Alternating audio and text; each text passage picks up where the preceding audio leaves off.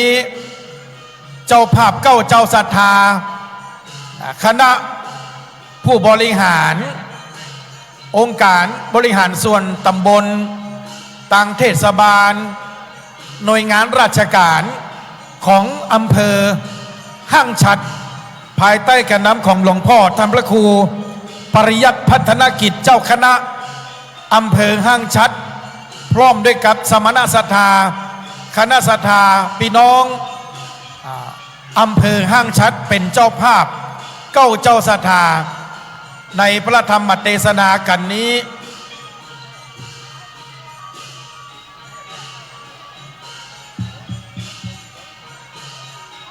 คณะศรัทธาท่านไหนที่มีความประสงค์อยากจะใส่กันศิล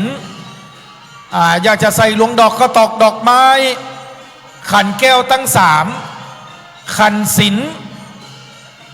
ของเก่าแล้วเก็บมาคัดสีใจเป็นของดีสืบไว้ไปหน้าศีลธรรมนั่นเล่าจุ่มเนื้อเย็นใจมันร่ำเพิงไปเป็นสุขเที่ยงมัน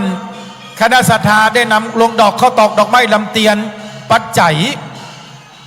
ใส่ได้กันศีลตั้งหน้าฮันเดอร์แมนเนอะตอนนี้เจ้าหน้าที่ผู้ช่วยศาสตราจารย์ณรงค์ปัดแก้วซึ่งเป็นผู้รับผิดชอบโครงการได้นำขันแก้วตั้งสามและขันศิลที่พี่น้องจะได้บูชาศิล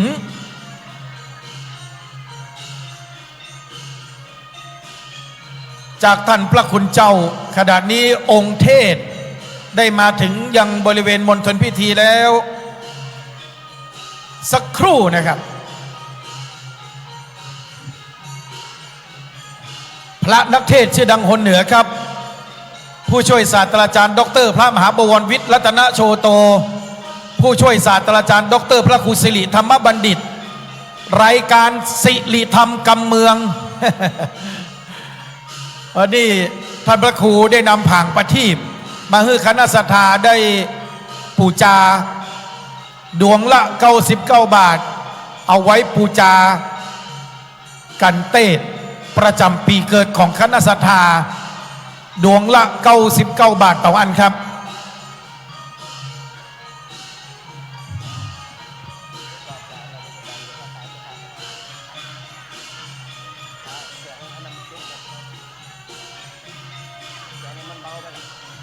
ว่ำเวลาเนาะ11 โมงน่ะ9 โมงครึ่งหรือไป10 โมงอ่ะ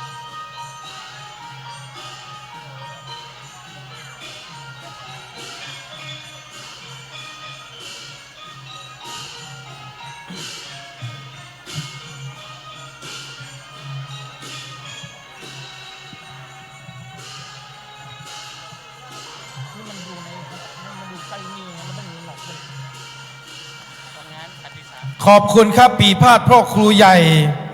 ทุ่งฝายบรรเลงศิลป์ที่ได้ห่มโรงเป็นการบอกกล่าวคณะศรัทธาว่าพระธรรมเทศนาได้แล้วบัวระมวลทุกกันทุกผูกขณะนี้เจ้าหน้าที่ได้นำขันแก้วตั้งสามและขันศิลป์คณะศรัทธาท่านไหนอยากจะร่วมทำบุญก็น้อมเชิญได้เลยนะครับตอนนี้ทางมหาวิทยาลัยมหาจุฬาลงกรณราชวิทยาลัยได้เตรียมของให้กับท่านโดยเฉพาะผางประทีปสำหรับคนที่เกิดประจำปีในแต่ละผูกในแต่ละกันจะได้จดเอารายใหม่เอาชื่อและวันเดือนปีเกิดไปจุดผางประทีปบริเวณด้านหน้าหอของพระมหาอุปคุตในโอกาสนี้คณะศรัทธาสาธุชนนักเทศชื่อดังหนเหนือครับหลายรูปหลายตนอยู่ในห้องประชุมนี้แล้วในโอกาสนี้กับผมขอกราบอาราธนาผู้ช่วยศาสตราจารย์ดร.พระมหาบวรวิทย์รัตนโชโตครับรองผู้อำนวยการฝ่ายบริหารได้พบปะคณะศรัทธาสาธุชนตลอดจนถึง FC ของท่านพระคุณเจ้า กราบนิมนต์ด้วยความเคารพอย่างสูงยิ่งครับขอแทรกรายการกำหนึ่งนะสถานเนอหลายคนหลายท่านมาจากต่างบ้านต่างจองหลายคนบ่เคยหันพระอาจารย์เดินหาบุญนะ ว่าอันอยู่ตัดใดนะไปพดไปหาวัดกับอยู่วัดเหียนะเพราะนั้นวันนี้ได้มาปะมาพบกันแล้วก็ชงบายก็จะมีศรัทธามาแหมจัดหนักเลยทีเดียวในช่วงบ่ายนี่นะเดี๋ยวพระอาจารย์จะเอาป้ายแขวนไว้ที่อันหนาอกเนาะเผื่อศรัทธาจะได้หูจักหรือไม่ก็เขียนศรัทธาก็เขียนติดหน้าผากตัวเก่าก็ได้ว่าอันศรัทธาจื่ออย่างมาจากไหนนี่นะวันที่พระอาจารย์ก็จำมาได้นะหลายคนโทรเข้าในรายการแล้วก็เดี๋ยวหูจักมาคุ้นกันในช่วงบัดตอนก็เสาะหาเอาเนื้อว่าอันไอแม่นี่จื่อนี่โทรศัพท์เขาจีนะจะได้หูจักมาคุ้นกันเนี่ยเขาก็ไปว่ากันทำกรรมเอาละเดี๋ยวจะเมินไปแล้วก็ขอมอบเวทีตรงนี้คือครับในส่วนของพิธีกรพระอาจารย์ติดสอนเดี๋ยวขึ้นไปสอนสักกรรมหนึ่งในสถานหนึ่งสักกรรมจะลงมา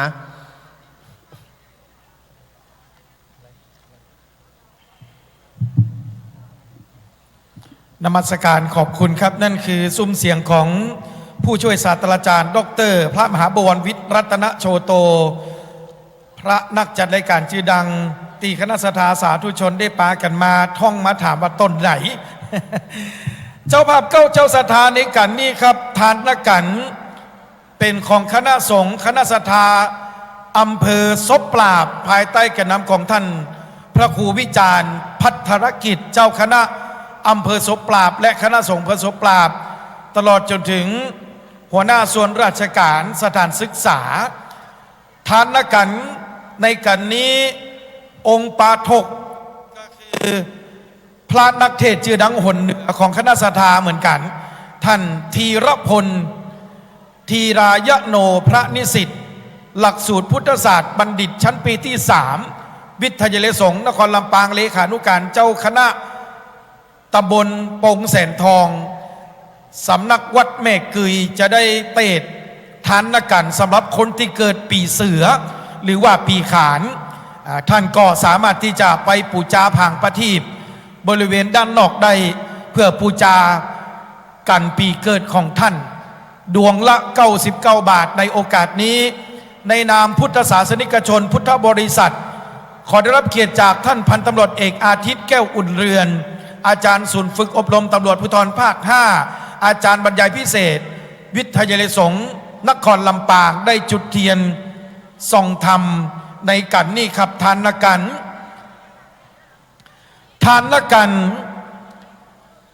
ว่าด้วยเรื่องราวที่พระเวสสันดรได้ขอพระราชทานสตกมหาทานอย่างละ700จากพระราชบิดาก่อนที่จะออกจากเวียงวังคลังธรรมเปิดประตูเมืองทั้งจตุรทิศเพื่อแจกทานครั้งใหญ่ที่สุดห้องว่า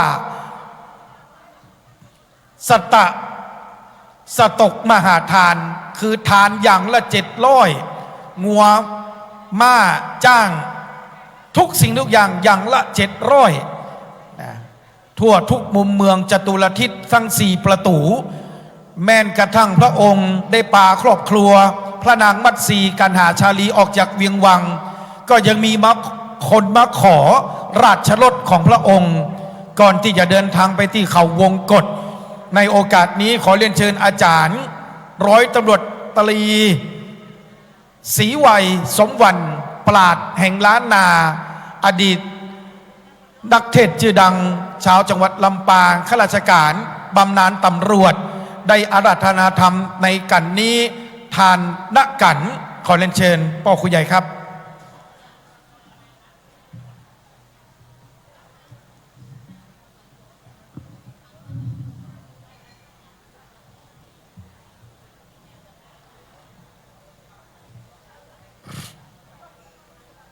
สาธุ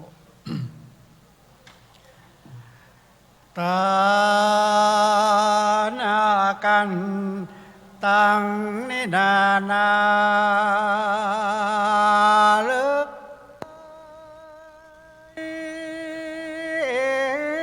วัตานากันนั้นเนนาใส่บ่อเศร้า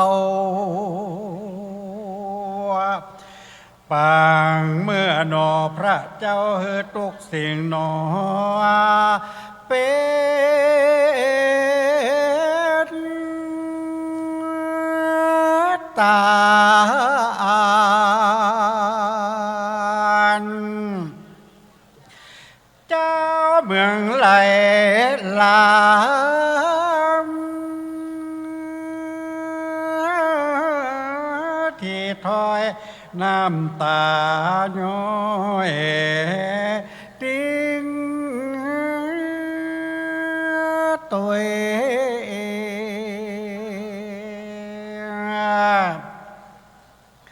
เพราะว่าเอ็นดูเจ้ายอดซอยเจ้าเวทสันตลาดบ่ได้ตำก้อยจึงขอโอยตานสตกะมหาตานอย่างละ700เป็นตนว่าจ้างมางัวควายขาคอยและหนอขาคน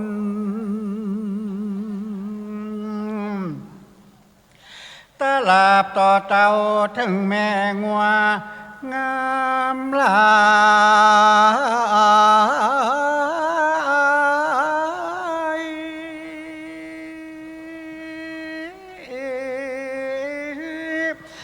ยสมดังใจพระองค์ใจเวสสันตาลาเจ้าคาถามีบ่เศร้านับว่าได้200ปลายเก้าปู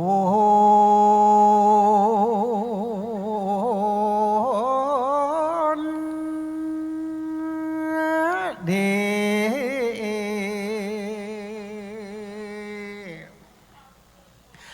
ขออาราธนาเรียกศพลูกเศษพระโมนีตนผ่านแผ้วขึ้นนั่งธรรมาสแก้วสถิตนั่งแล้วจงเตสานา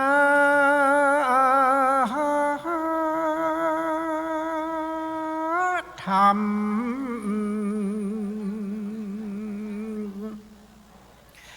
บ่ใจผู้ขาแกงกับจำ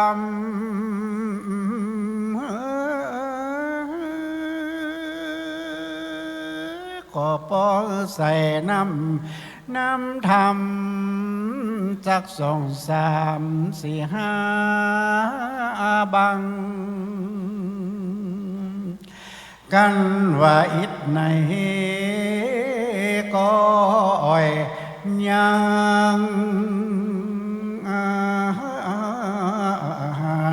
จงเตสานาธรรมไปสาธุอนุกรรมปิมังพระชังราชทนังกาโลมาเส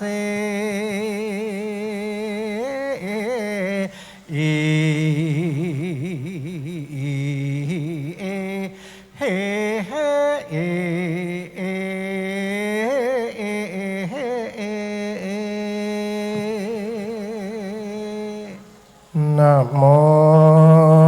ตัสสะทุอันนี้จุมได้ขอนอบน้อมแด่องค์สมเด็จพระชินวรสัมมาสัมพุทธเจ้ารสธรรมเจ้าพระสงฆ์องค์สังฆเจ้าขอถวายความเคารพอาจารย์พระมหานพดลสุวรรณเมธีผู้อำนวยการวิทยาลัยสงฆ์นครลำปางพร้อมทางพระเถรานุเถระเจ้าคณะพระสังฆาธิการจุตนจุองค์ขอความสุขความสวัสดีจงบังเกิดมีแก่สันหานาสาธุชนทุกผู้ทุกคนทุกท่านที่ได้มาตกปากเต้าเข้ามาสู่วิทยาลัยสงฆ์นครลำปางตั้งจิตมาแต่ไกลตั้งใจมาแต่บ้านมาหับฟังพระธรรมเทศนาก่อนอื่นนั่นก็ต้องออกตัวเหียก่อนเป็นนักเทศสมัครเล่นเปิ่นฮื้อคืนเทศกับเทศละเปิ่นบ่ฮื้อคืนเทศกับประเทศละ นะวันนี้ได้มีโอกาสนะเป็นตัวแทนของพระนิสิตนะตึงทุกชั้นปีนะได้มาเป็นองค์แสดงพระธรรมเทศนาในปุกที่3ฐานกันอันประดับประดามไปโดย209พระคาถานะก็สาธุชนหู้จักกันดีนะแต่ก่อนนี่จัดรายการในจัดรายการธรรมะกับลูกเน้นนะเป็นนี่เลื่อนยศเลื่อนตำแหน่งละนะเป็กมาเป็นตู้เจ้าเข้ามานี่จะได้3 เดือนละนะแต่จัดรายการก็ห้องลูกเน้นอยู่ลืมตึงเปิ่นลืมตึงตัวนะวันนี้ได้มาเป็นองค์แสดงพระธรรมเทศนานะกันมันบ่ม่วนก็อดฟังเอาอีแม่เนอะถ้ามันม่วนก็ลูกมาเตรียมกันเต็ดมันจะดักจือไว้นะอันที่ว่าเตรียมนั่นเดี๋ยวจะเอาเข้าเป็นการน้ำกาไฟสถานีวิทยุถ้าวันใดวิทยุมันดับอีแม่มต้องสงสัยเนอะกาไฟหมดเปิ่นมีสตังใจบัจเจตัดไฟยังพม่านะแต่มีสตังใจเพื่อเปิ่นก็ต้องอาศัยสถาอีป่ออีแม่เขาเนี่ยร่วมกันวันนี้ได้มาที่วิไลสงฆ์นครลำปางแล้วตัวเจ้าบ่หลงสถาหามปิกตัวลูกบ่ปิกอีแม่ก็ห้ามปิกพอวันนี้ปุ่นอยู่เต้าแล้วขืนหมดแล้วกิจนิมนต์งานศพกำฮับวันนี้สืบจะด่ากำฮับจะมาอยู่เนี่ยวันค่ำถ้าไผ่ปิกก่อนมาจ่ายกาปั๊บคนละ500แล้วปิกเตอะเนาะเราตกลงกันแล้วนะแม่นะตัวเจ้าหลงห้ามปิกเนาะอยู่ด้วยกันเต้าเลิกฟ้อนตัวเนอเดี๋ยวถ้าเปิ่นเตะแล้วนะฟ้อนทรงพระเวสสันดรผ่องฟ้อนฮับนางมาทีผ่องไผ่ฟ้อนวันนี้เพื่อได้ถูกหวยรางวัลที่2รางวัลที่1ทุกเจ้าจะเอา เนาะถ้าลูกบ่ได้ฟ้อนอยู่กับดีด้วยแม่เนอเนาะอูไปนักยาวไปไกลต่อไปก็ตั้งอกตั้งใจฟังพระธรรมเทศนาถ้ามันบ่ม่วนมาได้พิษเพี้ยนประการใดเก้ากับผมมาภาพต้องขอสุมาภัยสถาด้วยเนื่องด้วยงานมันนักมันหลายตึงวัดตึงมหาลัยเนาะบ่ม่วนบางงานขอสุมาภัยด้วยก็ตั้งอกตั้งใจรับฟังพระธรรมเทศนาเป็นลำดับสืบต่อไปนะครับสุนันตุอนโตฟังละ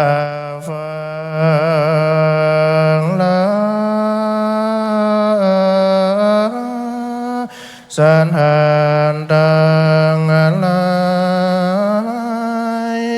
ตั้งอิงใจตั้งหนุ่มแลนเท้าที่ปางการมานั่งฟังธรรมในวันนี้เล่าก่อยอดใจเราฟังไปอันธรรมะหมอนน้อยจักเล่าจะขายมหันจารเวสันตรานดวงใสหกทวน3อันประดับประดาพังกันหาวันใด209พรังการหาอันเป็นธรรมมันจะตามผู้เกิดปีขานปีเสือนานใสอันธรรมาจากได้เล่าเตสหานานธรรมก็มีวันนั้นแลดี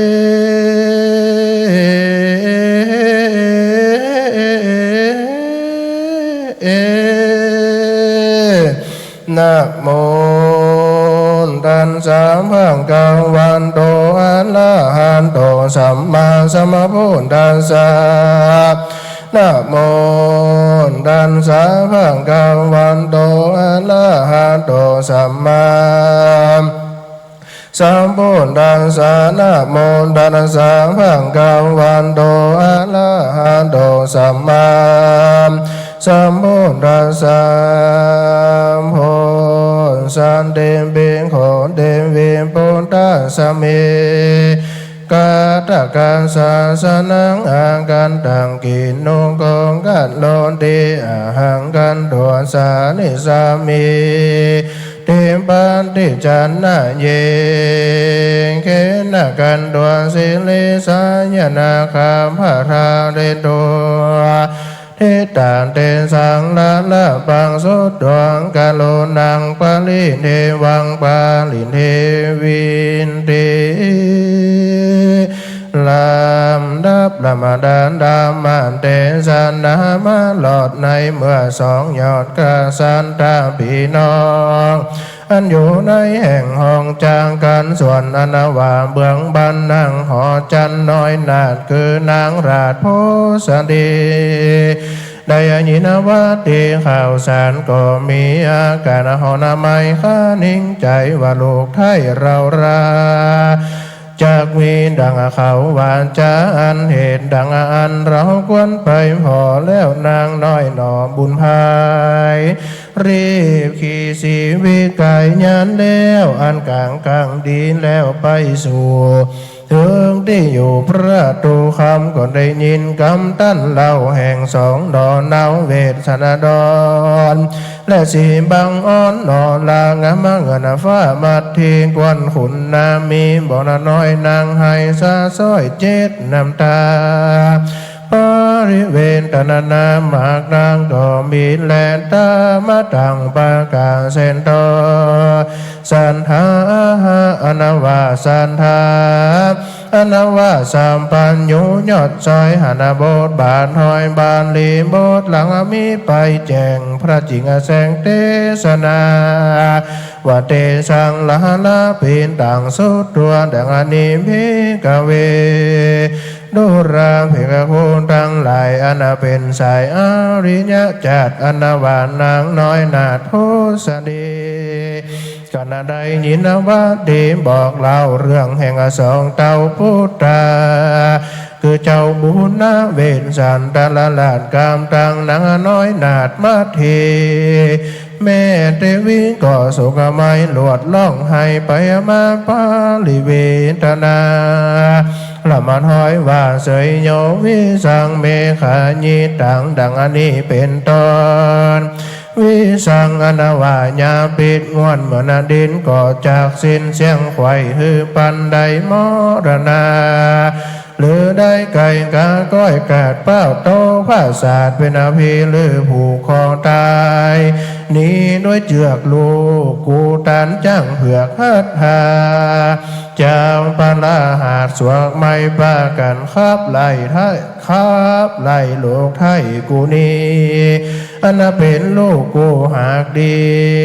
เสียงตีหาความท่านีบ่ได้หากเป็น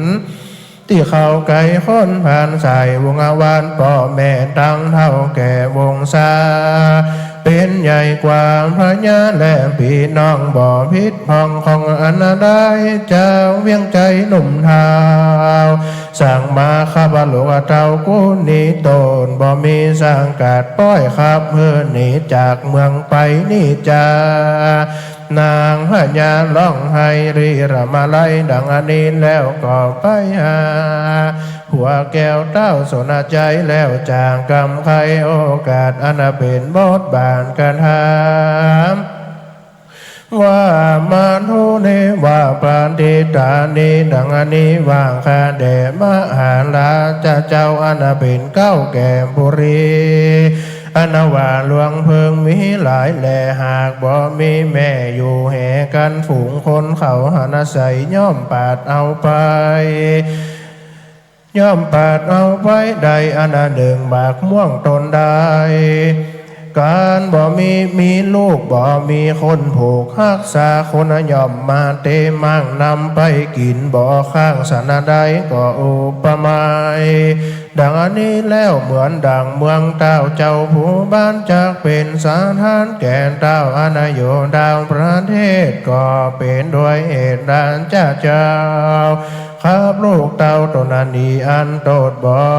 อันโตดลูกบ่มีสากาศไผ่ฟ้าเขาหากนินตา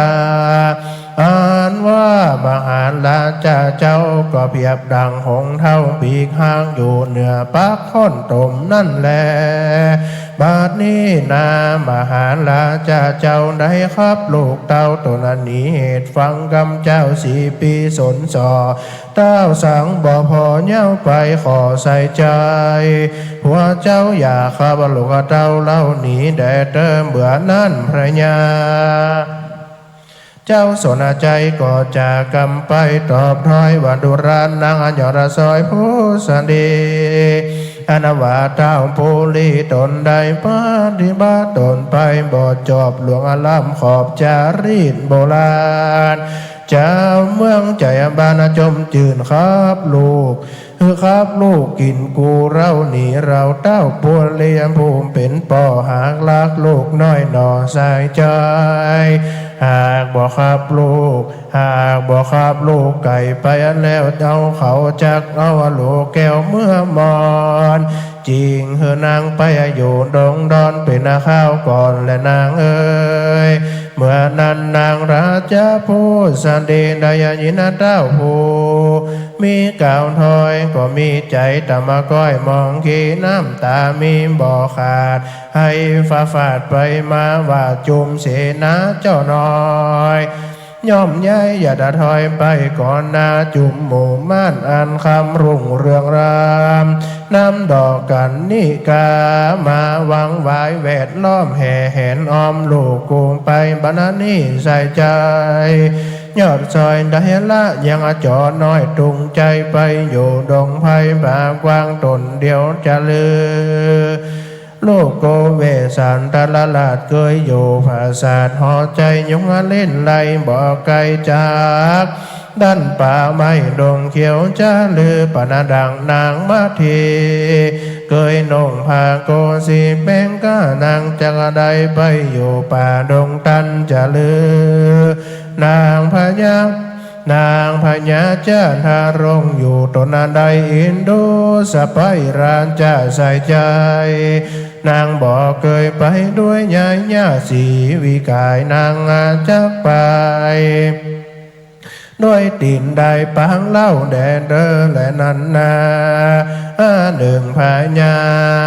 ไปตีนใดนางสนมตามไปบอกพระก็จากลากลำบากเข้าไปสู่ป่าไม้ดงเขียวสะไปแม่ผู้เดียวดังลือจากไปในอาณาจักรแต่ก่อนนานางบ่ได้ยินเสียงจริงจอกอนาลาออกร้องลาแหวกเสียงนกเก้าแยกออกมาหาเสียงนกปาตามาร้องกลางคืนนางตกใจตื่นวังวันพอใจสั่นเป็นดังอันแม่มดอนาผีเข้าเสียงดังลือนางงานหญิงจักโอดาได้เสียงนกในป่าไม้หากปุ่นกลัวนั่นแลลูกโกอยู่เวสาโรมากับนางสนมเจ้าแม่นางเท่าแก่เรือหลวงได้ยินเสียงคนปั่นป่วงแห่ให้นางนาไทยโหสดีนางบุญมิโตข้าปางก็ปากกันแล่นกว่าเร็วปานจุมมาจุมนมกันบากนักแรงคนตั้งหลายอันอยู่ในข้ากุนแห่งตนต่างมาอดทนบ่อนใดนางก็ร้องให้เต่าไปเป็นดังไม่ใสอันล้มมาปัดนางก็มาร้องให้ฐานัดใจน้ำตาไหลอาบนาตุกต่อฟ้าอยู่เรร่นก็มีวันนั้นแลตามาตังปางการเซนโตสะนาอาหารตันสารดานจาพิตังสุนตวังสันหาอนาเตมปุเลภาปากายาตังนี้เป็นต้นเพกเวนดุราภิโกนทั้งหลายนางสนมเจ้าเมืองนางเท่าแก่สลีกัญญาตังลูกเสนาและลูกเต้ามาจุดาวจุมนุมกันกันวานางโพสดีห้องให้แล้วอดบ่ได้ร้องให้เต้าไปปิ่นดังไม่ใสอนาใหญ่ลมมาเปิดปัดใส่หันแลนนาทา มหาสัตโตเมื่อนั้นมหาสัตเจ้าตกวันลุนหลุงเจ้ากินไงเจ้าก็คงควายอาบองค์สงเกตเก้านุ่งเครื่องเจ้าพระญาสังเวยเขานามโปนจะน่าอาหารก็ไปสู่กวนเต้ายามเมื่อเจ้าเพื่อจักคือเข้าของเป็นอาตานมีใจบานจมชื่นได้ตื่นต้องยินดีจึงกล่าวด้วยบาลีบทบาทว่าวันตาตานีวันตากามานังเห็นทาวาโลนีโปจะนังอนีดูรามานตังได้ผุงยิงใจผุงไผ่มักไข่ได้เสื่อมผาหารต้านจงต้านอย่าขาดอย่าได้พระบาทดาจะจกตั้งลายเตสุมังคังกิสะตารายาโจกตั้งหลายโอดบ่ได้ก็ร้องให้กิ้งเกือกไปมาว่าในเมื่อมาหาลาจาเจ้าตนบุญแผ่คือจำเริญแก่เจ้าเสียปีหากจักนี้เสียจากบ่อยู่อันวางผู้ข้างตั้งหลายจากหาที่เปิ้งบ่ได้เป็นดังไม่อนามีล่มกว้างอนาตันอ่างตาเสียนั้นแลพ้นต่อว่าโดรานเจ้าเราตั้งหลายตนไม่มีลูกงามไข่ควางมีลมกลางใจญาณเป็นไกลหนทางคนอยู่ระวังยังหยุดอยู่ดังอ่านฝูงบ่รู้นั่นมาตัดเสียชนะใดก็อุปมาดังอ่านและนางดูลาเจ้าเราตั้งหลายเฮยมวนโมขีญาอนาปัดภาคจากปรา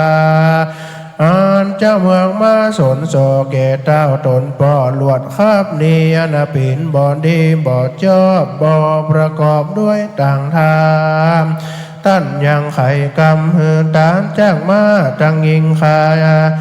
ตั้งโมขายิงตั้งหัวและควายแต่ละร้อยมีบ่อน้อยหน้านาแผ่นดินนานานานักโสดได้200,000 โยชน์240,000 โยชน์ก็วันไหวบังเกิดซาดันดอยข้างเป็นที่สปิดสัมพันธ์เปิ้งกัวนังหัวป้อนสยองเก่าเกิดแต่เล่ามามีด้วยเตจาเลเทเจตนาแห่งพระมหาสัจเจ้า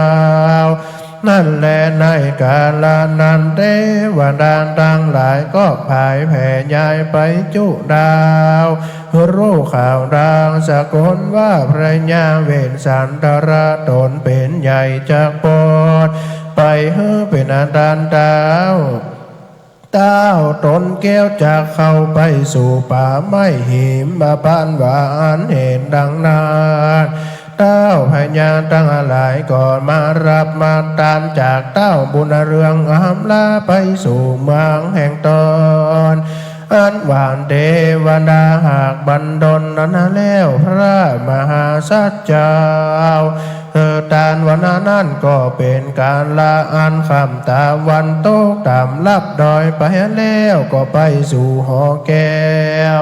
ภาษาแห่งตนแล้วก็เอาตนแก้วลำเพิงว่าก็ไว้อาสา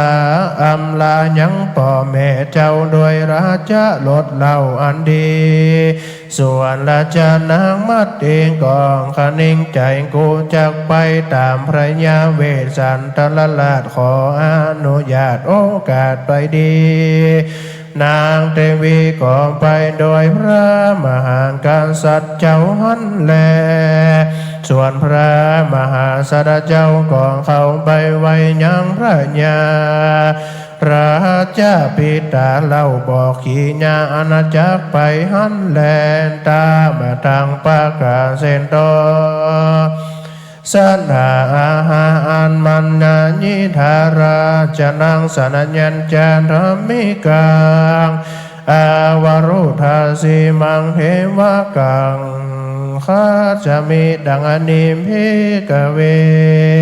ดูราภิกขุตั้งหลายพระญาเวสสันตรลาดก็เข้าไปสู่พระศาสลาจาปิตาว่าข้าได้ภาษาเธอเป็นอาจารย์ยังจ้างสารแห่งข้ามาหาลานจัดเจ้า ก็ว่าบ่ดีมาขับข้าหนีบ่อยู่จะเข้าสู่ป่าไม้หิมมาปานพญาตนได้มาหารมากาโกนดังอันพระญาฝูงนั้นย่อมเข้าอมนาจแห่งมาจุฬาชอนาโลงนั่นแลมีจะนาได้มหาลาเจ้าก็มีเต้าโอปะไมดังอันนี้แลส่วนข้าผู้ลูกหากสุขยินดีด้วยสีสัมปันติแห่งตนจาตานจ้างบางคนตัวประเสริฐอันใดเกิดโดยบุญสมปานแห่งข้าพระญาเจ้าฟ้าได้ยินคำสนสอว่าข้าจักล่มล่อเมืองเสียโอ้ยหนอเจ้าข้ามาครับลูกนอลาหนีไก่จันลำคาราจักไปป่ามาเป่งบุญญาไรสียังเมตตามปาละมีในป่าจิงไว้อมลามหาลานเจ้าก็มีแลพระมหาสัตว์เจ้ากล่าวอำลายังอภิตาสนานีแล้วส่วนนางแก้วก็เข้าไปสู่สำนักพระญาราชามารดาสั่งอำลาพระญาตนแม่ขออนุญาตแต่นางโพสันดีว่าข้าแด่แม่เทวีเจ้าฟ้าอนุญาตข้าบวชเป็นอาจีขีญาอันบวชเป็นละสีอยู่ในป่าเพิงใจแก่ข้าพ้นพามานได้ตานแห่งข้าพ่อก็บอกว่าข้าบอดีเหตุเจ้า4 ปีมาสนสอว่าข้าจากล่มหล่อเสียเมืองหันได้ได้หันเหออกจากปัดภาคเมืองไปข้าจะไปในวันผูกเจ้าข้าจะเข้าไปอยู่ในป่ากว้างอันเป็นที่อยู่แรกจ้างเสือมีบวชเป็นอาจีอยู่ป่าไม้ข้าจากไปได้ภาวนาตีนั้นนางราชาผู้สันดีได้ยินกรรมพระผู้มีตนโลกจริงตันถอยถูกกันหาว่าอนุชานิยามีตังปุตตาดุราเจ้าลูกหักแห่งแม่อนุญาตแก่ปุตตามไปจำศีลภาวนาในป่ากว้างเพื่อสืบสร้างสาเวยบุญอันเป็นจากอันจักเป็นกุลแก่เจ้าดาราบต่อเต้ายาวาจีรังโดยมิเตดังนางมาเทงามบ่อเศร้าจึงอยู่กับตนลูกเต่าทั้งสองดังจากปองดังรือใดในป่าไม้มาปานนั่นจาเมื่อพญานันเวทเมื่อนั่นพญาเวทสันตรราชตนาบุญกว้างจริงเอาอ้างแก่ราชามารดาว่าข้าแด่แม่พระญาณเป็นเจ้าข้าจักจวนผู้อื่นเล่าโดยไปแม่นข้ายิงในช่วยใจข้าก็อดบ่ได้เอาไปแม่นนางมาราธีมีใจมากใฝ่ติดตามใจข้าไปกว่าพี่นางว่าบ่ไข่ไปโดยนางก็จริงอยู่ด้วยพระแม่เจ้าว่าและลูกเต้าทั้งสองแด่เติดตาโตราชาเมื่อนั้นพระญาสนใจตนปู่ขอไปขอลูกสะไปอยู่กับหลานจีกล่าวกำหวานอ่อนอ้อยจ๋าถ้อยที่กำงามวดุรานงรามาทีสีสะไปนางเกยได้ลานตนจวนจันตุกต่ำเจ้าบัดนี่เจ้าบ่ว่าจากได้ดานลงเหงื่อไหลลงอาบนาอันหนึ่งนางเกยนุ่งผ้าสีแป้งเจ้าว่าจักเข้าสู่ป่าไม้นางจักอยู่ใดผ้าเปลือกไม้และกงก้อนดังลือนางจ้าดังลือจานางจักอดใดตุกในป่าไม้เตียงจักมีเจริญเจ้ามาราธีอดอยู่เลี้ยงหลานปู่อยู่ในหลวงแดนเตอตีนันนางมาเทจึงกล่าวไว้ว่าพระบาทให้ปิตาว่าข้าแต่นางหลานเจ้ากันข้าโลกเต่าใดพระภาคพ้นเสียจากพระเวสสันดรแม้นว่าได้อยู่นอนบ บนพระศาสตร์แก้วอ่านประดาแล้วโดยคำนางสะดมนำแวดล้อมแห่แหนอ้อมเป็นปริวารหาความสมรานบ่อนใดขาดจะเข้าไปป่าไม้ดงนาเป็นไปเพื่อนสามีกาผัวเจ้าจ้าและนาเมื่อนานพระญาสันใจจริงกาวาดุรานางราชมัดเฮในคีรีป่าใหญ่อันป่าใหญ่ดงนาลำบากหนักหนากันนะลำบากหนักหนากันอยากเป็นที่ลำบากเดียดิลีส่วนในดงผู้ลีปุ่นกัวคือแมงบุงมายันโยงเต้นไต่โคบเจ็บมีตังจะเข็บและแมงป่องยุงบินย้อนย่องใหญ่แมงเพิ่งไต่ตอมตมมีทรัพย์สนนาในป่าใหญ่งูเหลือมล่าลายตัวใหญ่ปิดบ่อไร่อยู่ในดงซาตัวได้ลงเข้าสู่มันก็ลูจะกินเต็มมีเท่าผายผินปินคือนาตัวน้ำไม้กันลูกสัตว์ขาวไก่ตัวมันก็จะผันบ่ออยู่หนีเข้าสู่ดงไผ่ฝูงควายอยู่ในป่าโพควิดลาวไข่ลมหัวสาวสนในดงเถื่อนมีลูกเปื่อนมีลูกเป็นเปื้อนสอดใส่หานคนมาไกลแล่นควิดเขาดังอลือชีวิตเจ้าจักรอดได้ประการหนึ่งเจ้าจักได้หันยังหมู่กว้างแหล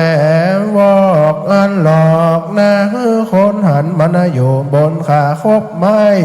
กลัวได้เป็นอภัยแม่นน้องเอาไว้มีขวัญอ่อนนักหนามาถ้าลาว่าได้ยินเสียงเข่งขาลาดจิงจอกมันมาหลอกนางเนืองเจ้ายอมขาเครื่องสาดงจิตสวานฟุ้งขับหนียามนั่นนางมาดดีไว้พระบาทให้สนใจว่าข้าแด่พระจอมไทยเจ้าฟ้าเจ้าได้บอกข้าถึงภัยข้าอดใจบ่อยู่จักไปเป็นกูพระเวสสันดรข้าจักเพิกถอนเสียยังใบข้าและหย่อมยาตังอาแผ่ข้าญาคมบางจักนำตังไปก่อนนาเจ้าลูกฟ้าจักเดียวไปเจ้าและนาข้าแด่ราชาเจ้าวนบุญมีกู้มาลีสีหนอเนาจังได้ผัวเต่าเสมอใจอ่านได้อันดาจักได้อันใดนั่นโดยอยากเกิดอุปถากหลายประการมีประธานว่าพางเกี่ยวต้องน้อยมาขาดค่อยฮือแอวกลมรักษานาดน้อมบ่ฮือย่อนอาบน้ำเจ้าก่อนกินยายย้ำร้อนข้าหายซ้ำหิงไฟเหล่าเนื้อบ่สาวจริงได้ผัวดีเสมอใจสาภาวะอนาได้เป็นแม่ร่างสามผัวเป็นที่กลัวแก่ยิ่งได้โลกบ่ได้ตกโศกมองใจข้าจักไปบ่อยู่ขอไปเป็นกูพระญาพ่อสองแด่ข้าแด่พระราชาเจ้าใจผู้ใดเต่ามีจาเชื่ออันน่าถอยเราว่าข้าค่อยบ่ซอกกินจากเขาตัวนั้นนอนเอาราจะไปโลนเขาโลแล้วนางละจะมาเทเป็นแม่ล่างโตกปากอ่างจริงกันจานถอยมาผ่านเป็นอาจูแม่นบ่อยู่สู่กุมกอดเล่าลากเอาไปมันตกในใจแก่ผู้ยิ่งในโลกและนาเกสหานามาขานานที่อากันต่างแม่น้ำต่างใดหาน้ำบ่ได้โลกกว้างโลกกล่าวไว้ว่าแม่น้ำนั่นเปล่าได้บ้านเมืองตั้งหลายหาเจ้าบ่ใดเมืองนั้นไส้บ่มีสีอันนั้นแลมีสันใดยิงคนได้หาผัวบ่ได้พี่น้องเหนือตายมากล่าวนินทาอันหนึ่งนะเจ้าน้อยและตรงใจย่อใหญ่บนหัวรถเฮือผาโกดมาแต่ให้มีไฟในที่ใดก็มีควรอธิหารฝูงพระญาเต้า พญาก่อผาโกดแก่บ้านเมืองคือหลุงเรืองใดลอดใจใดนั่นสายเป็นผัวยิงย่อมกัวก่าวอ้างจากไรสืบสร้างข้องเฮือนเทวดาสักเยือนเดิดย่อผู้หญิงนั้นนอกระตามบุญกระทำบาปอันยากยามผัวทุกข์ลำบากบ่ละเสียใดเหตุนั้นสายข้าขอลาลอดโตดพากาสีไปเป็นจีในป่าเป็นแม่ไม้ล่างบ่อนฐานัดใจแก่ยิงคนใดในโลกโลกาการผู้ค้า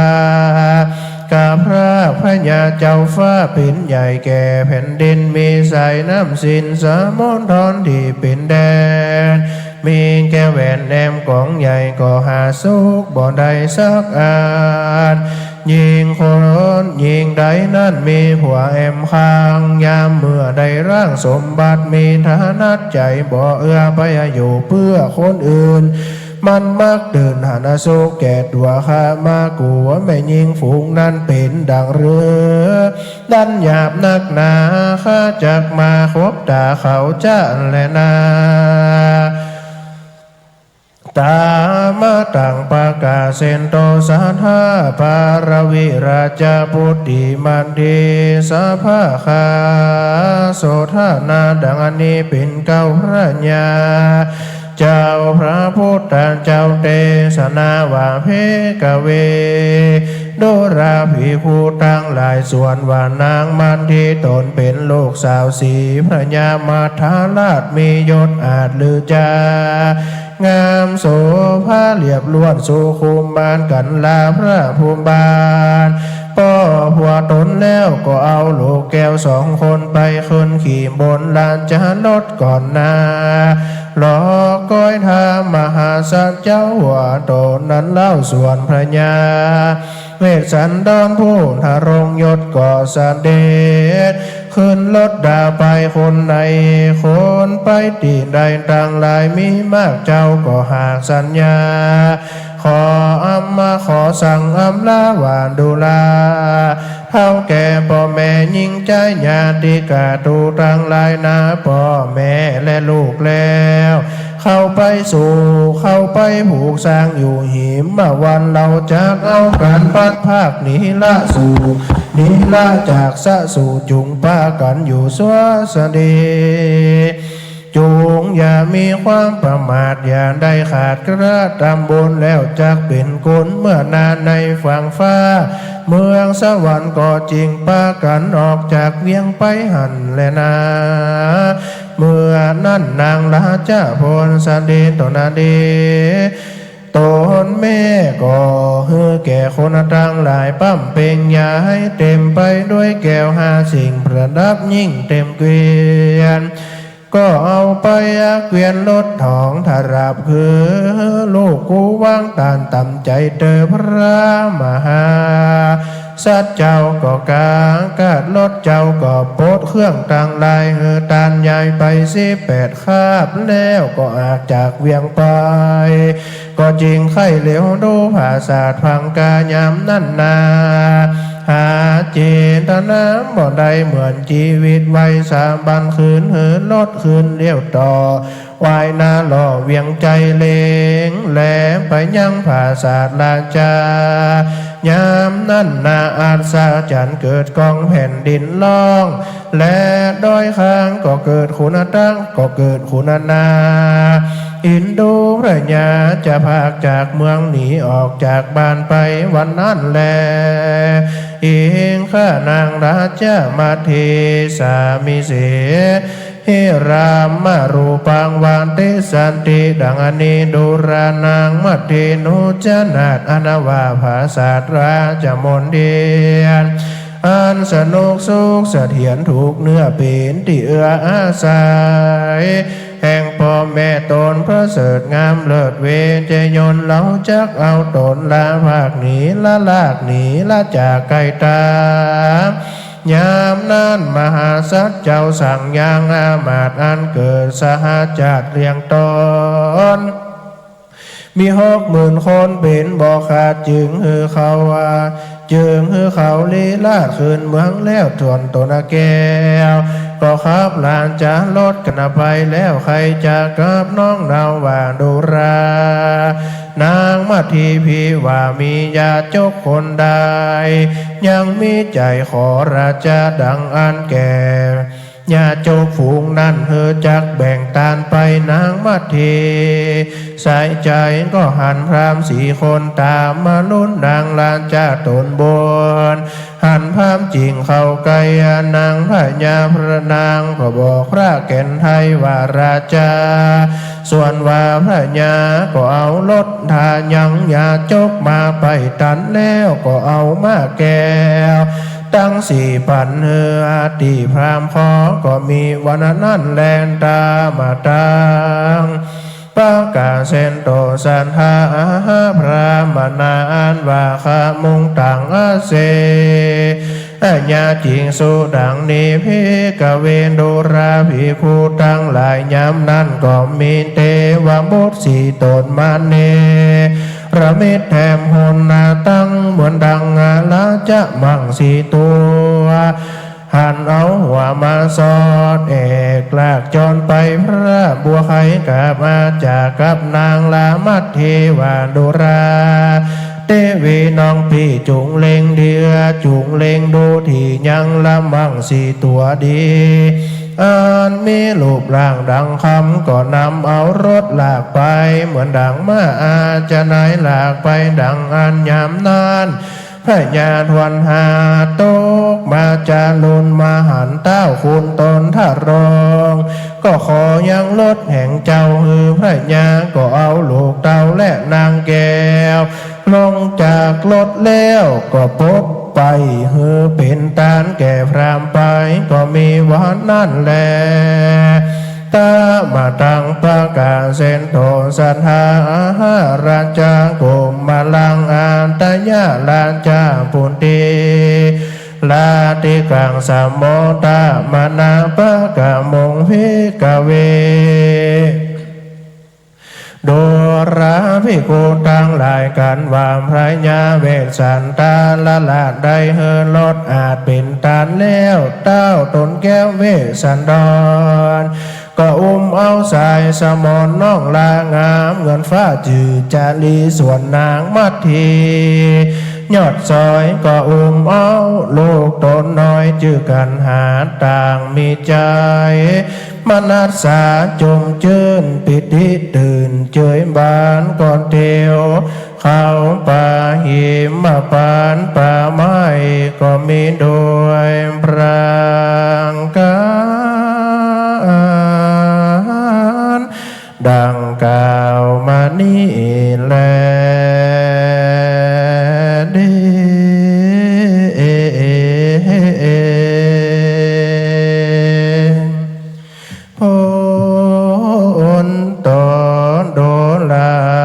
สันหานต่างงานหลายต่างยิงใจ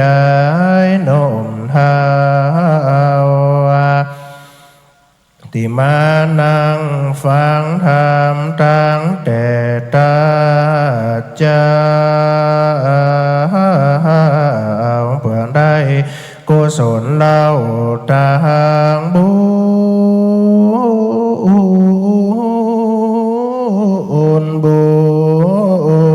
ญอานิสงส์ธรรมผูกนี้จักได้กำจูและอุดหนุนเงินคำมั่งมูลกำจูไปนาขอลาวงวานสถาจู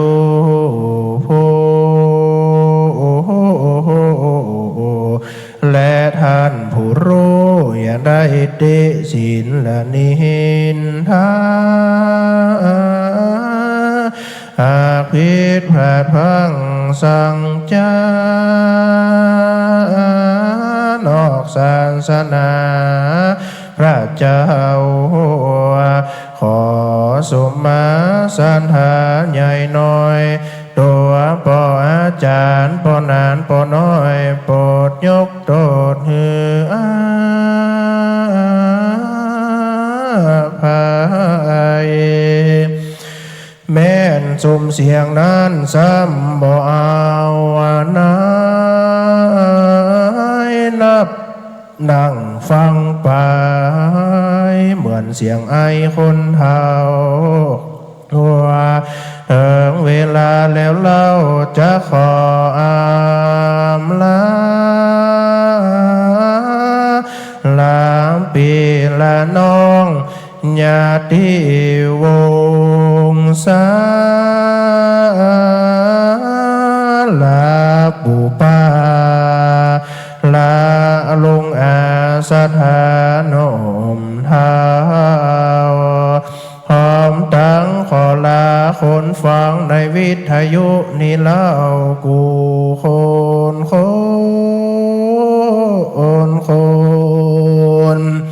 จุงอยู่สูงสวบายดีมีความสุขีอยู่ดีกินดีตลาบกุมเท้าจงมีพละกำลังนั้นเล่าแก่งกาแข็งแรงมีอนามัยดีเลิศล้ำมานาคาแกลงจุงมีเลี้ยวแรงดังจ้างสารหานแลนเดขอคือมีอายุนั้นได้100 ขวบเขากว่าปีอยู่คนก็มีวันนั้นแลนเด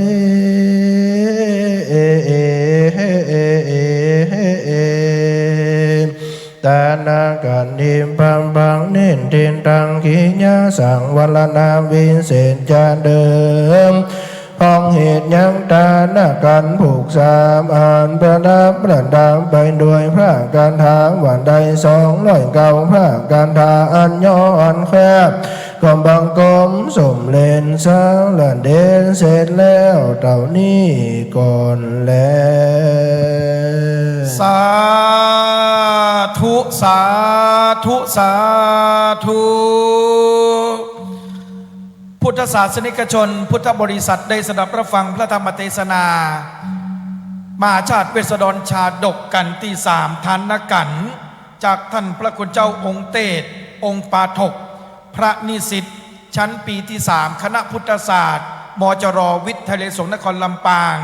พระธีรพลธีรยโนเลขานุการเจ้าคณะตำบลปงแสนทองวัดแม่กุยนักเทศนะครับคนเหนือนักจัดรายการชื่อดังของสถานีวิทยุ FM 106.50 เมกะเฮิรตซ์วิทยุเพื่อการศึกษาพัฒนาชุมชนท้องถิ่นวิทยาลัยสงฆ์นครลำปางว่าด้วยฐานการที่พระเวสสันดรได้ขอพระราชทานทรัพย์สมบัติต่างๆจากพระราชบิดาห้องว่าสัตตะสตกมาทาน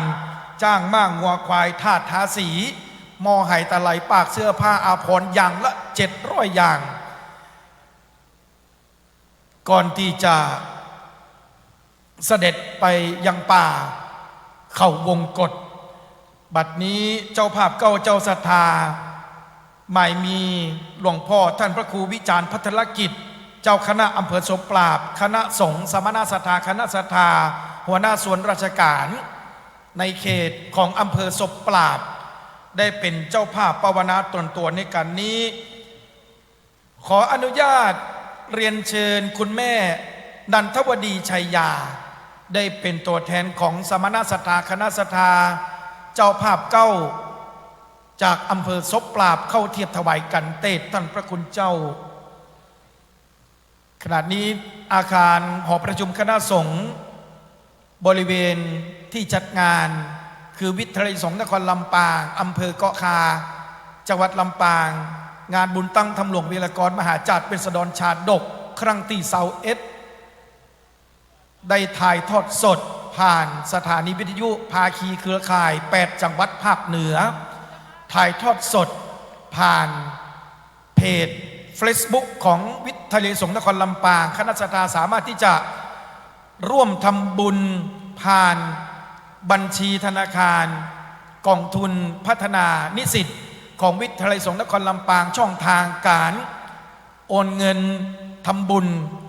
สามารถติดตามรายละเอียดได้ที่เพจของต่างวิทยาลัยสงฆ์นครลำปางขอเรียนเชิญอาจารย์พึ่งเรียนเชิญครับเป็นตัวแทนเข้าประเคนกันเตศของคณะสัทธาสาธุชนตัวแทนของมหาวิทยาลัยราชมงคลล้านนานะครับและขอเรียนเชิญคุณสิริรัตนาเสโลคันธรักษาพร้อมด้วยกับครอบครัวพนักงานเทศบาลตำบลปงยังคกครับเข้าเทียบถวายกันเตศในกันนี่ครับกันตี3ทันนกันสำหรับคนที่เกิดปีเสือเฮามีตะเกียงคือคณะสัทธาได้ปูจาขึ้นข้างบนเลยครับอาจารย์นันเบิดครับมามีครับ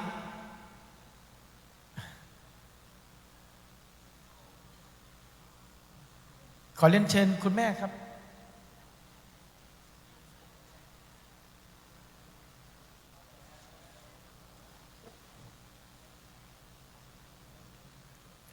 ตะเกียงชุดละ99 บาทปูจาพระธรรมประจำปีเกิดของท่านบริเวณด้านหน้าท่านจะได้รับตะเกียง1 ดวง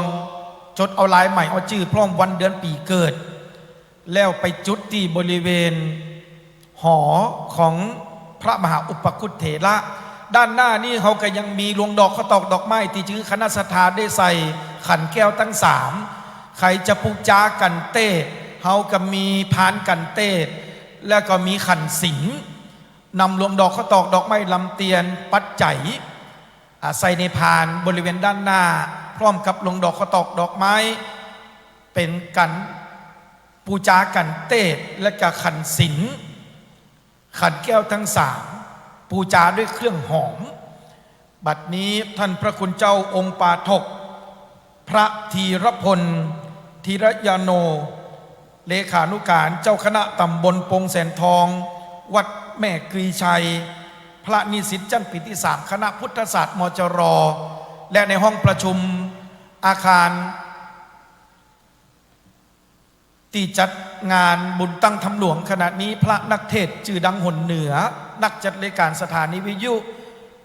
ภาคีเครือข่ายคลื่นสีขาวยืนในห้องประชุมนี้กันหลายรูปหลายตนครับบัดนี้พร้อมแล้วเก้ากระผมขอกราบอาราธนา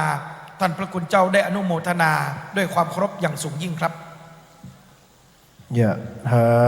วาลิวะหาปุลังปะเลปุเรนเตสังขลังเอวะเมวะอิโตทินัง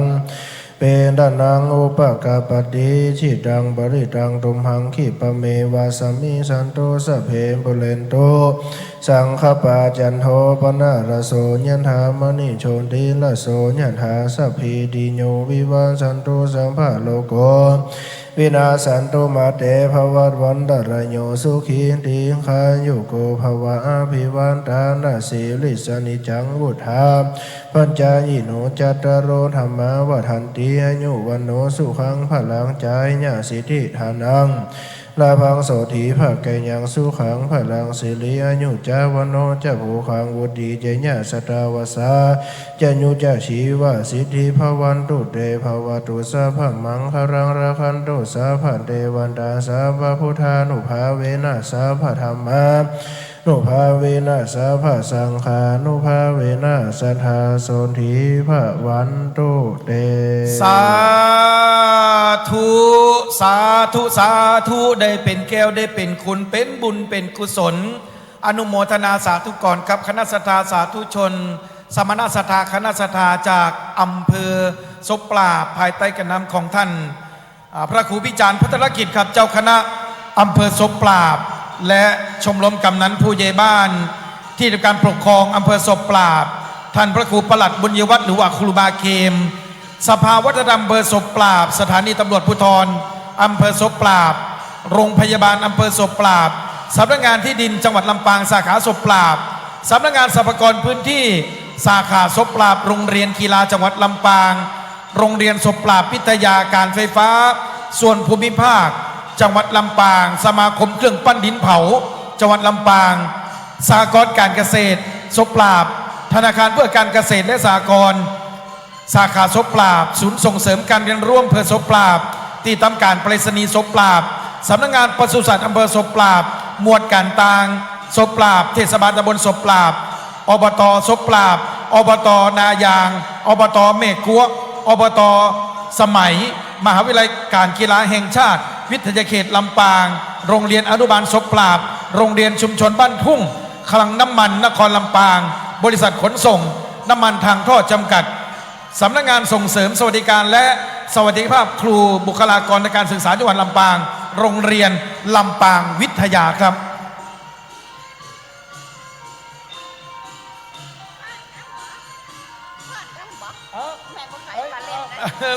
ได้ก็แม่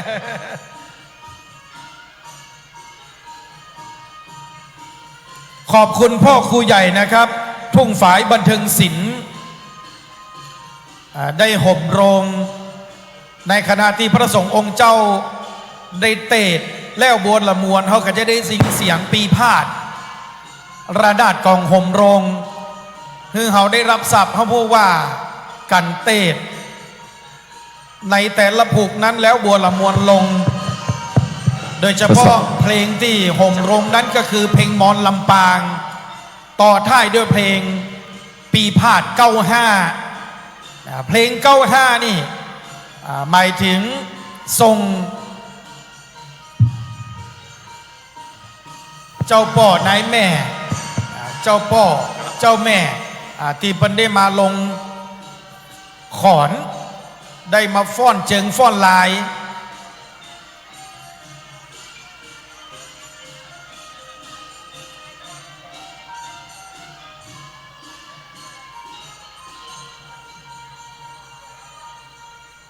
ขอบคุณปีพาดพ่อครูใหญ่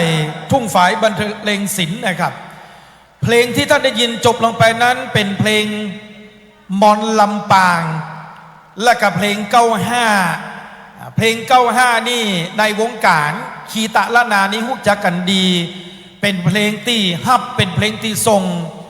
เจ้าป่อในแม่ได้หลงขอนมาอนุโมทนาสาธุการตึงมาตึงไปตึงมาตึงทรงนิมนต์ท่านพระคุณเจ้า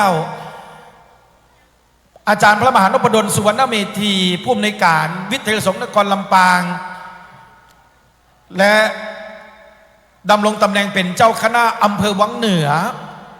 เจ้าอาวาสวัดบรรพตสถิตนักจัดรายการชื่อดังหนเหนือนักจัดรายการสถานีวิทยุภาคีคือข่ายคลื่นสีขาวนักจัดรายการสถานีวิทยุ FM 106.50 เมกะเฮิรตซ์ได้เมตตาพบปะคณะสัตยาบรรดาพ่อแม่พี่น้องตลอดจนถึงคณะสัตยาที่สดับรับฟังผ่านคลื่นสถานีวิทยุ8จังหวัดภาคีเครือข่ายในโอกาสนี้กราบอาราธนาด้วยความเคารพอย่างสูงยิ่งครับ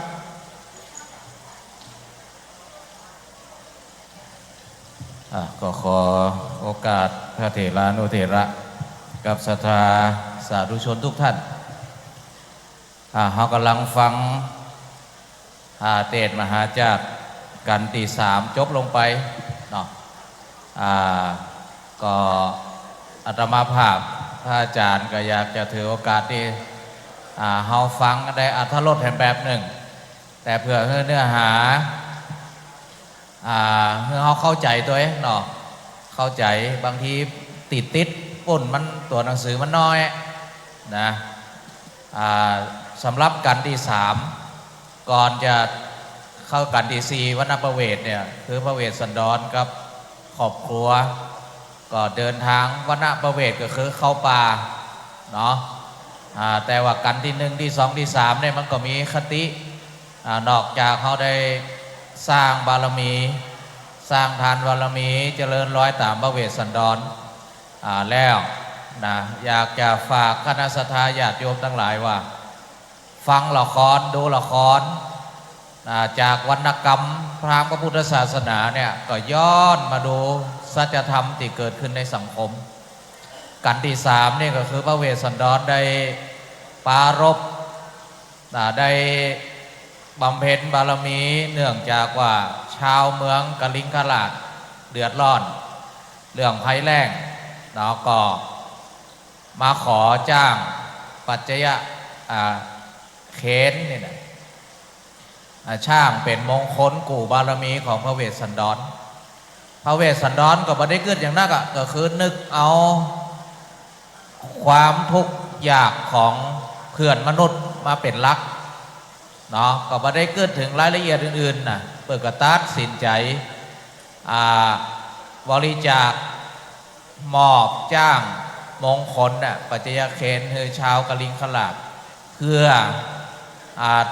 ตามฤทธานุภาพของจ้างนี่ไปอยู่ที่ไหนก็เกิดความอุดมสมบูรณ์เนาะพอพระเวสสันดรได้บริจาคไปก็เกิดประเด็นขึ้นมาศรัทธาญาติโยมทั้งหลายก็คือว่าชาวเมืองแล้วก็ตลอดถึงชาวเมืองก็ไปล่องเรียนเนาะล่องเรียนพระเจ้าสนชัยซึ่งเป็นพระราชบิดาเนี่ยตรงเนี้ยศรัทธาญาติโยมทั้งหลายอยากเฮาได้มาย้อนดูว่าสมัยก่อนสมัยนี้มันก็บ่แตกต่างกันเนาะถ้าเฮาเข้าใจบ่ตรงกันย่อมมีการล่องเรียนมีข้อคัดแย้งพระเวสสันดรนี่เปิ่นมุ่งถึงประโยชน์ความเดือดร้อนของประชาชนเป็นหลักประชาชนก็มองว่ามันเป็นสมบัติของแผ่นดินนี่พระเวสสันดรจะตัดสินใจคนเดียวได้กะก็เลยเข้าไปประท้วงเข้าไปร้องเรียนต่อพระบิดาก็คือป่อของพระเวสสันดรคือพระเจ้าสนชัยเขาก็มามองดูว่าระหว่างพระนางพุษดีซึ่งเป็นแม่เนี่ยกับพระเจ้าสนชัยเนี่ยคนละมุมไหมพระเจ้าสนชัยนี่เปิดกระถือกฎเกณฑ์เป็นหลักเจ้าบ้านเจ้าเมืองเปิดมาร้องเรียนนี่ก็มีเหตุมีผลนะมันผิดกฎผิดเกณฑ์บ่เอาความรู้สึกส่วนตัวในฐานะลูกเอากฎเกณฑ์เป็นหลักก็ตัดสินใจว่าในเมื่อเขาผิดก็ว่าตามผิดนี่ผู้นำเนาะก็มาเป็นแบบอย่างว่าในตัวละครเนี่ยพระเจ้าสนชัยก็เป็นแบบอย่างของเขาถึงแม่จะเป็นลูกตีหักบ่ได้เอาความรู้สึกส่วนตัวความผูกพันเป็นสายโลหิตเนี่ยเอามาละเมิดกฎเกณฑ์นะนี่ก็คือลูกย้อมฮับเนื้อลูกย้อมฮับนะเพราะมันกฎมนเทียนบานกฎราชธรรมนูญมันเป็นที่ลูกก็เข้าใจป่อนะส่วนนางพนางานพุษดีก็พยายามทำในฐานะแม่เนาะก็ไปขออภัยโทษแล้วแต่ก็มาถึงกับว่าจะเอาเป็นเอาตายนะก็ได้ทำหน้าที่ของแม่ก็คือฮักลูกขออภัยโทษมีช่องทางไหนที่จะแสดงออกว่าแม่ได้ช่วยลูกนะแต่พอพระเจ้าสนชัยได้ตัดสินใจแล้วพระนางพุษดีก็บัดติดใจนะเนาะก็ฟังด้วยเหตุด้วยผลทุกอย่างศรัทธาญาติโยมในตัวละครกันที่3เนี่ยได้สะท้อนถึงข้อเท็จจริงในสังคมหลายมิติพระนางมัตสีก็เหมือนกันพระเวสสันดรก็เป็นห่วงพระนางมัตสีก็อยากจะไปตัวพระเวสสันดรก็อยู่บ้านอยู่เมืองเนิ่มเพราะว่ามันไปอยู่ป่าได้ลำบากนะพระนางมัตสีก็กับพระเวสสันดรมองคนละมุมแบบว่าพระเวสสันดรก็กลัวลูก2 คนในลำบากแบบมีใครดูแลลูกแล้วถ้านางมัตสีอยู่เนี่ยได้ดูแลลูกด้วยแล้วก็ได้ดูแลในฐานะลูกสะใภ้น่ะจะได้ดูแลพระเจ้าสนชัยตัวพระนางพุษดีตัวนี่ในฝ่ายของพระเวสสันดรมาเป็นอย่างเนอะเนี่ยก่อนจะบอกหมายกับวางแผนไว้หมดว่าทรัพย์ส่วนเนี่ยปีก็แบ่งไว้แล้วน้องเอาไปใจดูแลพ่อแม่ทรัพย์ส่วนนี้เอาเลี้ยงลูกทรัพย์ส่วนนี้ก็เอาดูแลตัวเก่าทรัพย์ส่วนนี้ก็เอาไปอุปถัมภ์สมณะชีพราหมณ์ผู้ปฏิบัติดีเด้อดูวิธีคิดของพระเวสสันดรบ่ได้ละเลยจะทำอย่างการใดเนี่ยปัจจัยเอาทรัพย์ทั้งหมดยกให้นางมัตสีอย่างเดียวกับเปาะบ่คำนึงถึงอย่างอื่นดูพระเวสสันดรเป็นกึศเนี่ยกึศได้กว้างขวางมากถึงน้ำใจเนี่ยวิสัยของพระโพธิสัตว์ก็มักจะเป็นอย่างนี้ศรัทธาญาติโยมเขาฟังแล้วปฏิปทาของพระเวสสันดรน่ายกย่องเขาก็สามารถเอาไปปฏิบัติได้เวลามีทรัพย์สินอย่างเขาก็1อย่าไปลืมดูแลตัวเก่า2ดูแลสายโลหิต3ดูแลพระศาสนาคนดีอ่ะเนาะอย่างพระเวสสันดรกับพระนางมัตสีแต่ในที่สุดพระเวสสันดรก็ฟังเหตุฟังผลนะว่าพระนางมัตสีจะจะใด พระนางมัตสีก็ตอบโต้ไปว่า ถ้าบ่มีพระสวามีเนี่ยจะถูกด่าหน้าว่าเป็นหญิงไม้ ถึงแม่จะนอนในวังจะฮือเฮาเนี่ยนอนตายนอนรับกะสบายกะมันก็บ่มีความสุขจะถูกด่าหน้าว่าหญิงไม้ข้อที่สองก็คือถ้าแล้วเขาจะตำหนิด้วยว่านางมัตสีน่ะร่วมแต่สุขแต่เวลาจะร่วมทุกข์เนี่ยบัดได้ร่วม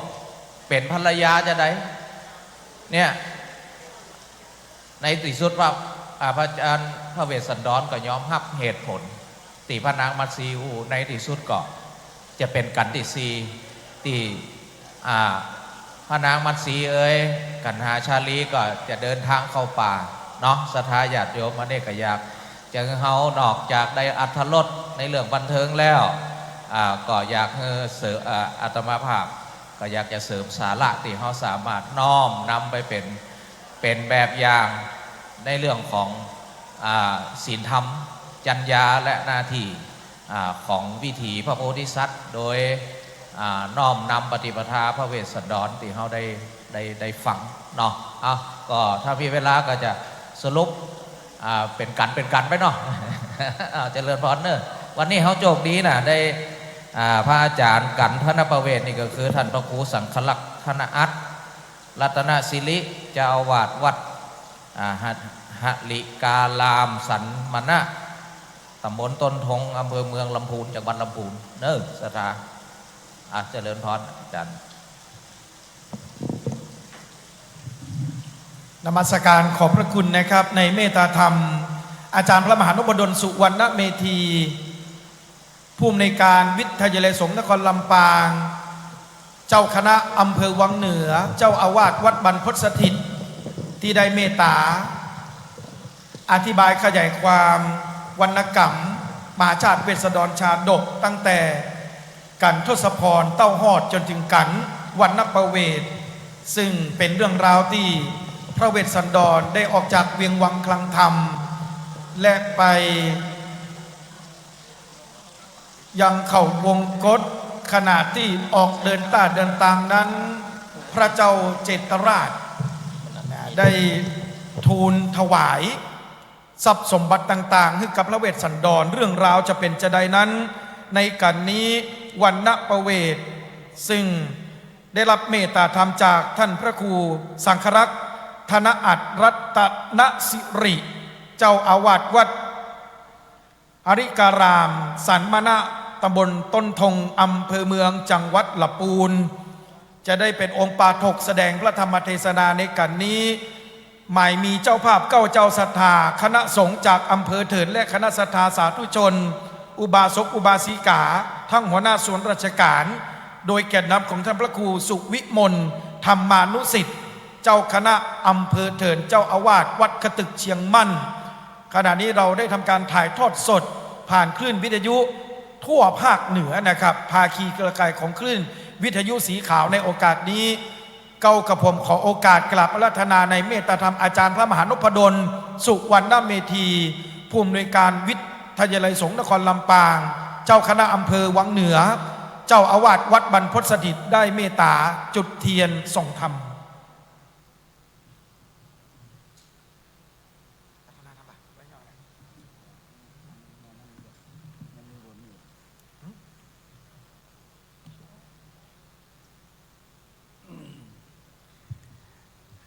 ครับก็ขอต้อนรับนะครับเนอขึ้นสีขาวตลอดถึงอีป่อยแม่กับแก้วนี่มาแต่เจ้าเลยนะบนว่างหั่งต้องมากินข้าวให้แต่สองขับ สามขับสมบูรณ์นะครับไม่เจ้าบัดตอนบัดแรงเนาะต้องขอกราบขอบพระคุณอีป่อยแม่นะครับนักศิลป์นักบุญที่เป็นนักฟังรายการนาธรรมะนะครับตอนนี้ท่านอาจารย์พระมหานพดลสุวรรณเมธีวันนี้พระนักเทศนักหนาปาปานนะครับที่จะได้แสดงพระธรรมเทศนาให้พ่อแม่พี่น้องได้ฟังกันให้ได้อิ่มน้ำสำราญแล้วก็ได้ดอกบุญกันได้ใส่กระเต็มว่าต้องไปไหนวันนี้นะว่าต้องกลัวเลี้ยงวันคำนี่แม่กินเต็มที่นะครับครับแล้วก็จะได้จุดผางประทีปทำเก้าใบเนาะเก้าอันนะครับเจอกันกั้มอีปอเนาะ อีปอยอีแม่เขามาเนี่ยแม่บัวไข่แม่อย่างคำเดี๋ยวนี้เอาโมอันขึ้นสีขาวก็ดีโมฝังเทศก็ดียกมือขึ้นหมดหรอมีไผ่พองโอ้จัดนักหงอโอ้เกินละนะครับใครจะให้จะฮ้อมมันยังก็แล้วแต่นะครับในวันนี้นะมีตั้งประเด็นนี้เป็นการที่ซีแล้วล่ะการที่ซีแล้วนะครับวันนับประเภทนะเดี๋ยววันนี้ก็โอ้ดีข้าจากกันเลยก็ขอต้อนรับทุกผู้ทุกคนนะครับด้วยความอบอุ่นใจด้วยความเมตตาธรรมกัลยาณมิตรกัลยาณธรรมนะอีปอยแม่ที่เป็นนักฟังรายการธรรมะนะของ 106.5 เมกะเฮิรตซ์นะครับวิไลสงฆ์นครลำปางตอนนี้ก็กำลังจุดนะครับเทียนหรือว่าผังปฏิดนี่เนาะครับ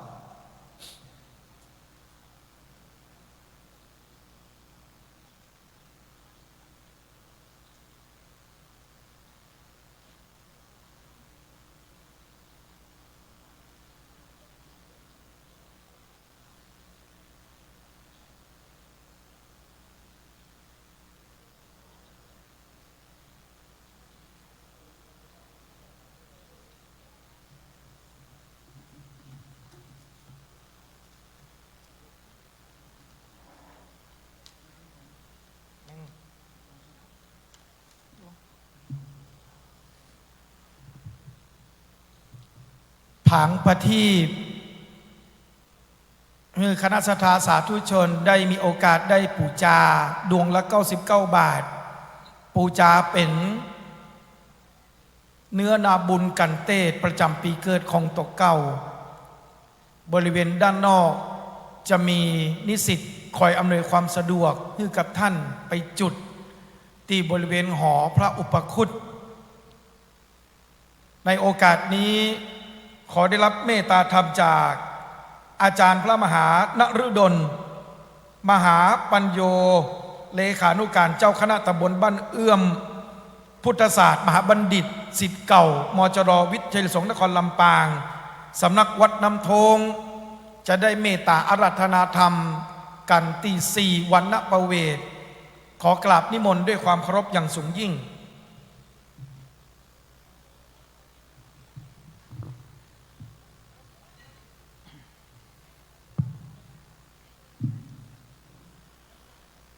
โสริญาเลยก็มาเรื่องตัวฟ้าพ้นจากกีบเมฆฟ้าส่องลงจ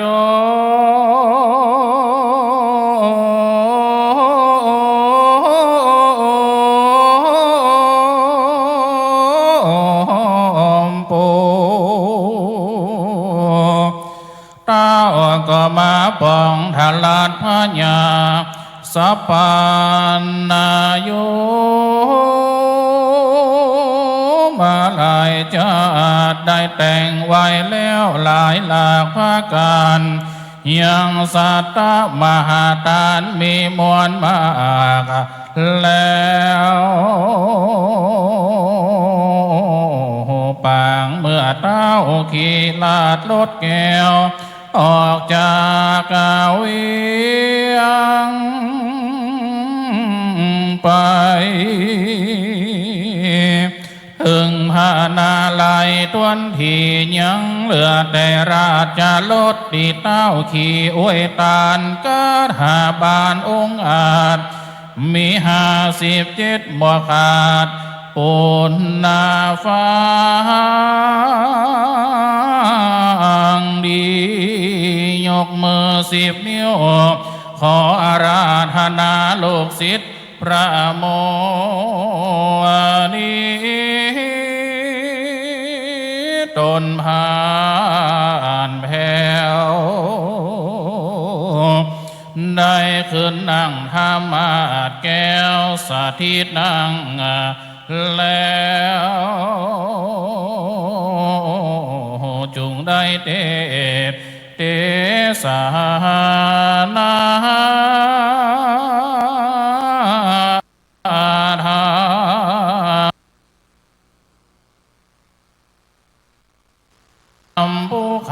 กระผม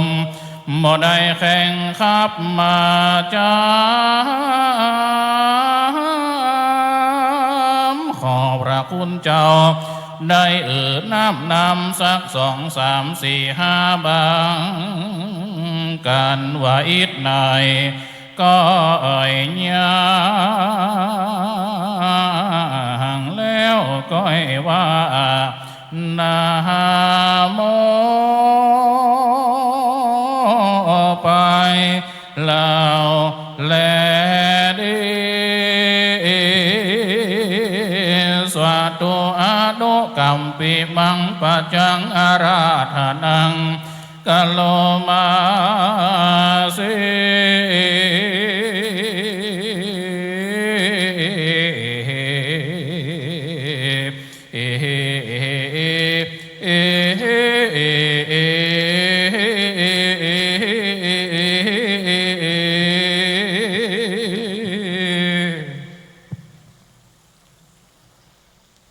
ขอย่อมือ10 นิ้วถวายความเคารพ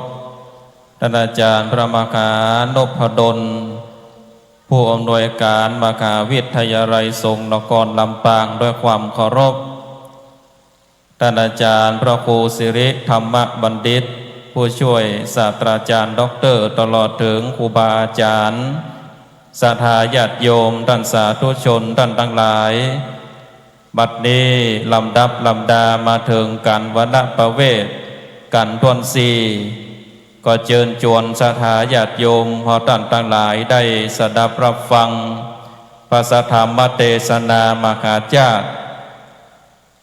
ก็ได้ฟังทำนองลำปางไปแล้ว2-3 กันที่4ก็จะได้เทศทำนองแบบเจียงใหม่ละปูนจะรับซับเปลี่ยนอรรถรสคือกับศรัทธาญาติโยมท่านทั้งหลายได้สดับรับฟังกันเชิญชวนได้ตั้งโสตาประสาทหูสดับรับฟังไป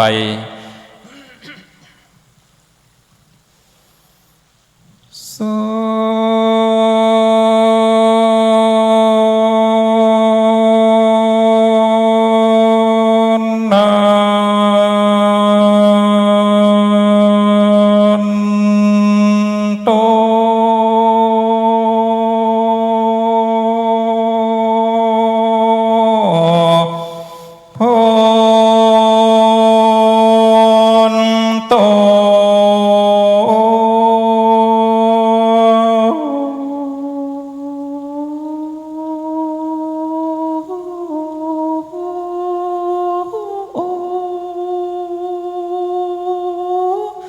เต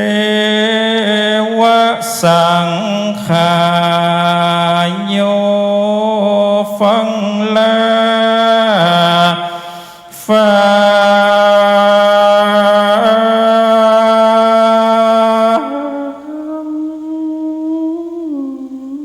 งลาเตวันดา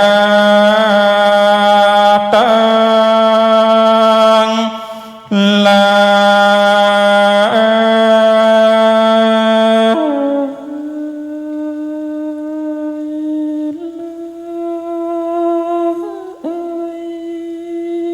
อันมายังย้ายอยู่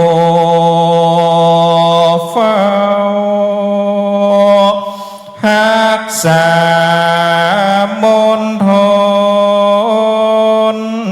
หมดยลวิทยาลัยสงฆ์นครลำปางพิธีนี้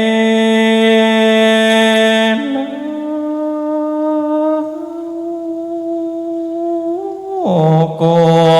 โอ้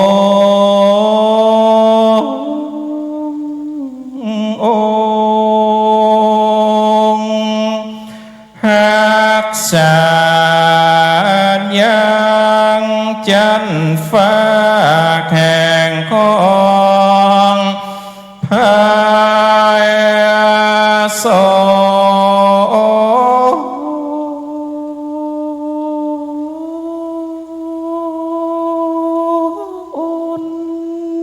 หักษา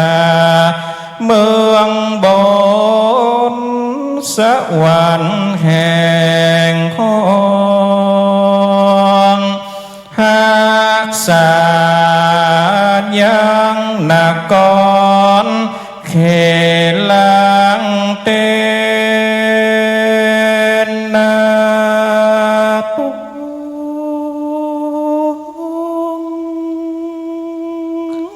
และตัวของกู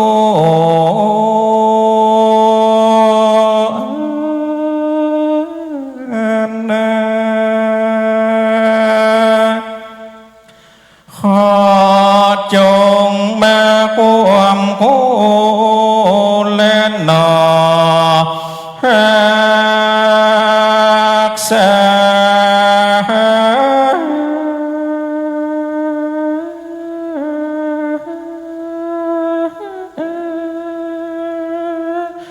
งานตั้งทำหลวงหมดเจ้าลอนี่แน่ฟังธรรมบักหาญาติแก้วเวสันดร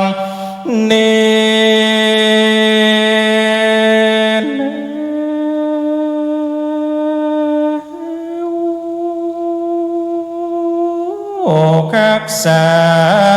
ซึ่งปะเว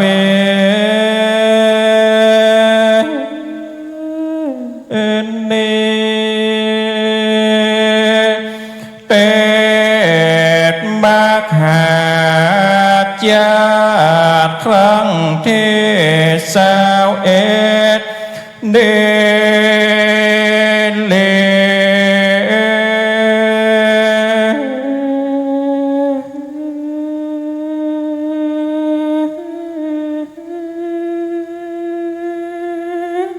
ตั้งคณาจา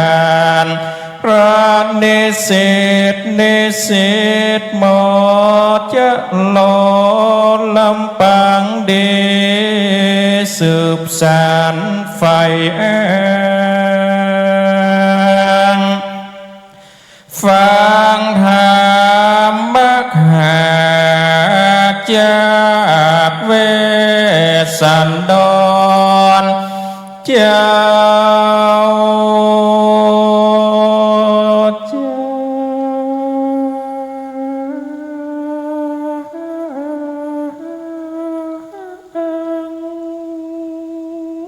อานิสงส์มากกว้างหนอมวลเมการว่าผู้ใดฟังแล้วจากมีความสุขเข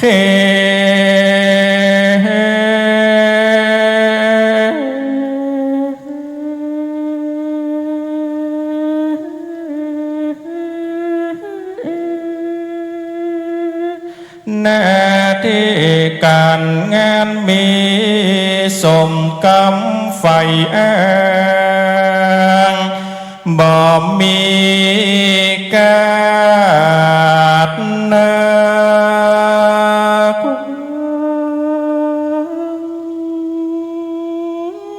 หนอค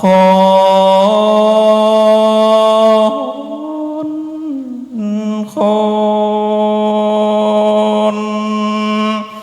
ผู้ใดฟังแล้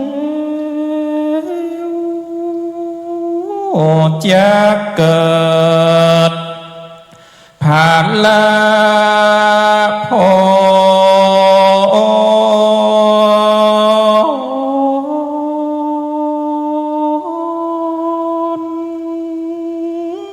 ปานละเมบันดอนเหมือนกันจูโพอานิสงส์ทำได้สอง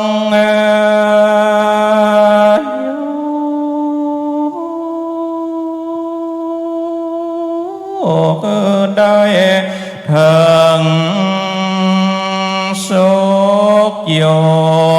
จะเลิศ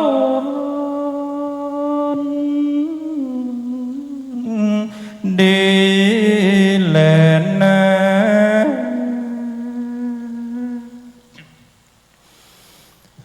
นะโมตัสสะภะคะวะโตอะระหะโตสัมมาสัมพุทธัสสะเต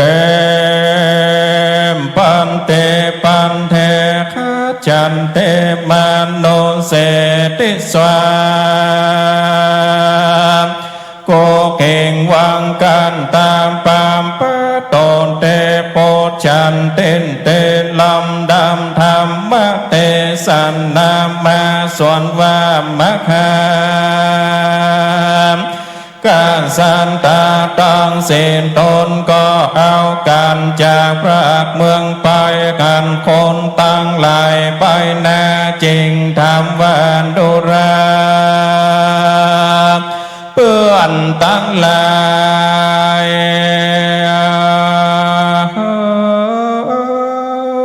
อันว่าเขาวงกลปามปะต่างกินเลมีได้ที่ได้จะมานุสาอันว่าคนตั้งหลายก็แขวดว่าพันยาเวสันตันลาจากเจียนจามภาคเมืองมาจริงยอกาถาขึ้นไว้ว่าเทวากาแดพระแก้วแก่นาทายมากมนเมวงโคตรคิเลมีในที่ไกลนักแต่ว่าอันเตตาละกาอันว่าเจ้าจาลีและนางกันคาม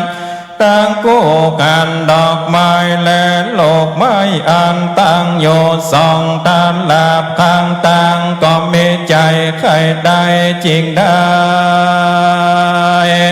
ร้องไห้วอนขอลูกการเต็มวันดานยินโดต่างสองแก้วแก่นทายจริงคือเก่งใบน้อมก้มลงมาปอนยอคาถาโยบก็ได้มาแค่สัจเจ้าก็บิดเอาดอกไม้และโลกไม้คือนางสองแก่นไทยลาจาส่วนวันนางลาจามาเทตนดานลงเอ็นเทลังคันนาตวนบอนย้อนคันเก่งพรก็คือบังเกิดสาตุการไม่อ่อนน้อมก้มลงมาปูนาเดอาสาจันอาโคว่าโอ้ยนอ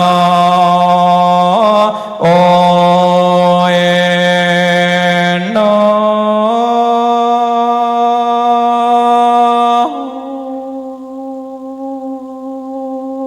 อันว่ามีแต่ไม่ต่างหลายอันคาจิตใจบอนดอยอาสันไหลซึ่งอันไข้แข่งกุมารก็มาบันดาลอ่อนน้อมก้มลงมาก่อนโดยภาวะแห่งพระเป็นเจ้าจอมเชื่องเงาลาจาอาสัจจานอันนี้นาบอกเคยมีแต่เมื่อก่อนกวนคนหัวปองสยองเกตเก่าเกิดมีแต่ในโลกนี้หวานอันว่ามาแก่สันเจ้าก็เตียวไปยังมีดอยอันหนึ่งชื่อว่าโสวรรณกินเลมีชื่อว่าโกนาติมาลา ไปนาได้แค่โยจันนาการนายังเมบันธรรมจือว่านาลาตันตังกามเป็นสถานที่ยังนั้นสายมาตาวานได้30โยจันนาการ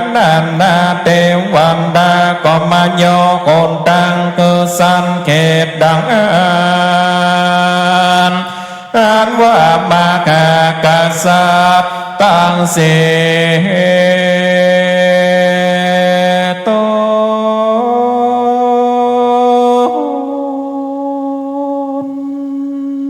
ก็จริงได้เดินคนมาถึงบ้านโตลาดากอนบ่อนนอนข้างตั้งไปวันเดียวก่อนหลอดเจ้าตั้งสียอดกษัตริย์ก็ไปหลอดมาตูตานลามปานเตตอันโยนายของเขตเจนโตนตันลาลาดอันอุดมสมเล่นเด่นโดยโมอันว่าคนมวลมากเต็มลันดาเต็มไปโดยบ้านน้อยใหญ่เรือพมานมัวละมวนโดยจีนป่าอาคารและเขาเหล่ามาขาสันเจ้ากอมบอกเข้าโซเวียงใจยังอยู่นาย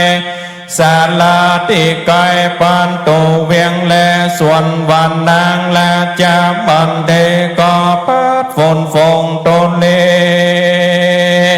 อันติดปานตาเต็นตั้งโกแกงปราณโยและเนื้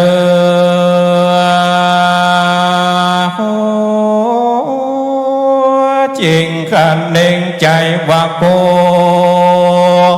จะคือคนต่างหลายผู้เกตอันปัญญาเวสันตันลาเข้ามานั่งก็ไปยืนไกลประตูสันลาอันว่ายิงเจ้าเจตันลากันนางนาราชาบันเทพเมลังขานางเดงามจูงแง่เจ้าก็แม่แห่คอมเป็นพระเลวานกล่าวว่าโกว่าข้าแต่แม่เจ้าเตมีเจ้าเคยอยู่เดสุขมากบ่อนได้ทุกยากอันใดเกิดไปไหนโดยยวนยานบ่ภาคเสวิกายคำหากนำไปบัดนี้เจ้ามาเดินตั้งไก่เจ้าป่าเจ้าแม่เตีนนี้โดยเขตได้จะมานุษาอันว่าคนตั้งหลายตั้งมวลมีอันมากเข้าก่อนได้ลีลาไปโสดอย่างเต้าพัญญาเจตาลัตถาบอกกินยาอันมาแกงเวทสันตันละเจ้าแกมพัญญาเจตาลาตั้งได้ยินคนมาบอกกล่าวได้ผู้ข่าวอันมาแก่พัญญาเวทสันตันละแก่นทายข่าวก็แม่ร้องรำคายนอ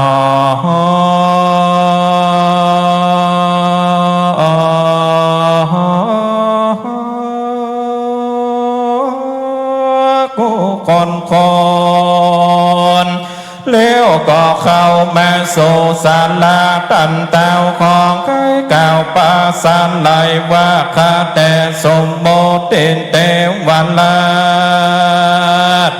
ตั้งพระเจ้าภายลาดบ่เมพญาตโลคาบ่อนทรงการเดือดคอนบ่อนตกคอนใจจันเลือจมเล่ปนมวนมากจังมาห ากล่วงลายไปไหนที่ใดก่อนยอมติดตามไปบอมภาคสันใดจริงใดจากเมืองมาอันจันเลือพระมกาสัจเจ้าจากบอกกล่าวมาแก่พันยาเจ้าเจตตันลาดว่าดูลาเจ้าตั้งหลายเข้าได้โยเมืองสุขมากบ่อนได้ทุกยากสันใดบ่มีภัยอาพาธบ่มีพยาธิกังวลกับตั้งตนเป็นตาตินลาตั้งปัจจาราสิมปีเหตุว่าเขาเกิดจางตัวงามเด่นล้ำเลิศลายลามมาต้านแก่พรามการเล่งการลาดเจ้าเมืองเขาอำนาจโกนทาขับเขาคือกายกาจากเกิดได้ป้าภาคเมืองมาเขาจากปากันไปโยเตเก่าวงโคตรโกเสือสิงปนและติดนานเต้าพญาเจตันลาดจริงได้โอกาสกำงามว่าการแดมมาหาหลักเจ้ามาโดยดีบ่มีอันใดมาก่อนกายก็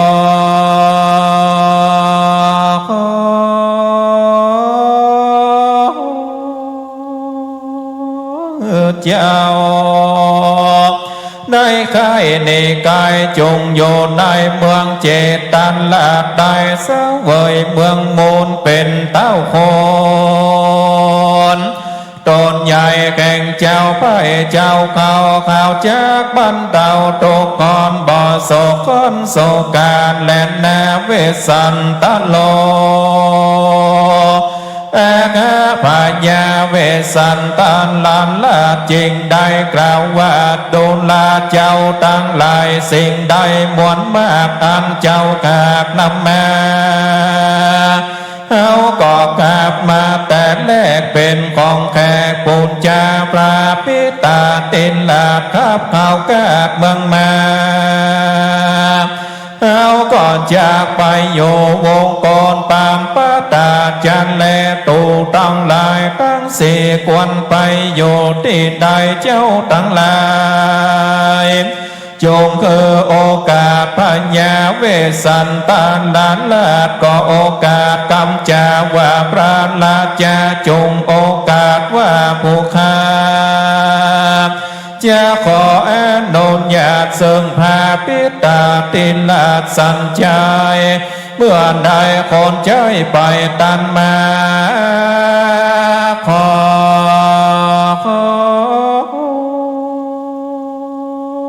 พระราชาอย่าได้ไปโสติเอิญเต้าเจตันลาจากจมจืดมานาสาเจ้าก่อนได้จากจรไปโศกเมืองเจโตนตันลานลาเป็นเจ้าอาวาสสิพิและนามคาสัตโตพระมกาสัตว์เจ้าได้ยินเต้าพญากล่าวกำงามเจ้าบอกอาจจากตามใจได้เต้าตายจริงกล่าวว่าเขาบอกได้กวงควายเป็นเจ้าเป็นใหญ่แก่พ่ายปัญญาเป็นเต้าปัญญาสอนปัญจาลาเจ้าสิมพีเขาขับกาดจากเมืองมาเจ้าเมืองจากใดที่เตียนเต้นตามมาเกียรติไงจากใดพี่เตียงการกำเดือดจากมีมากกำอันนานก็กากจากเพิ่งใจเขาแลนาปัญญาเจตันลาดกันวันได้โอจะพาสลายการแล้วก่อนได้กล่าวว่าคนต่างและอานากรายมาตามวันใด สิบโยจันนาแก่มาหาสันเจ้าเขาก่อนใดลำเปิงในใจว่าข้าศึกโปได้อย่าได้โอกาสการตำท้ายแก่เจ้าราชสินตนขอดอยากเป็นตุกโศกเศร้าว่าโดราพานเจตามบนนา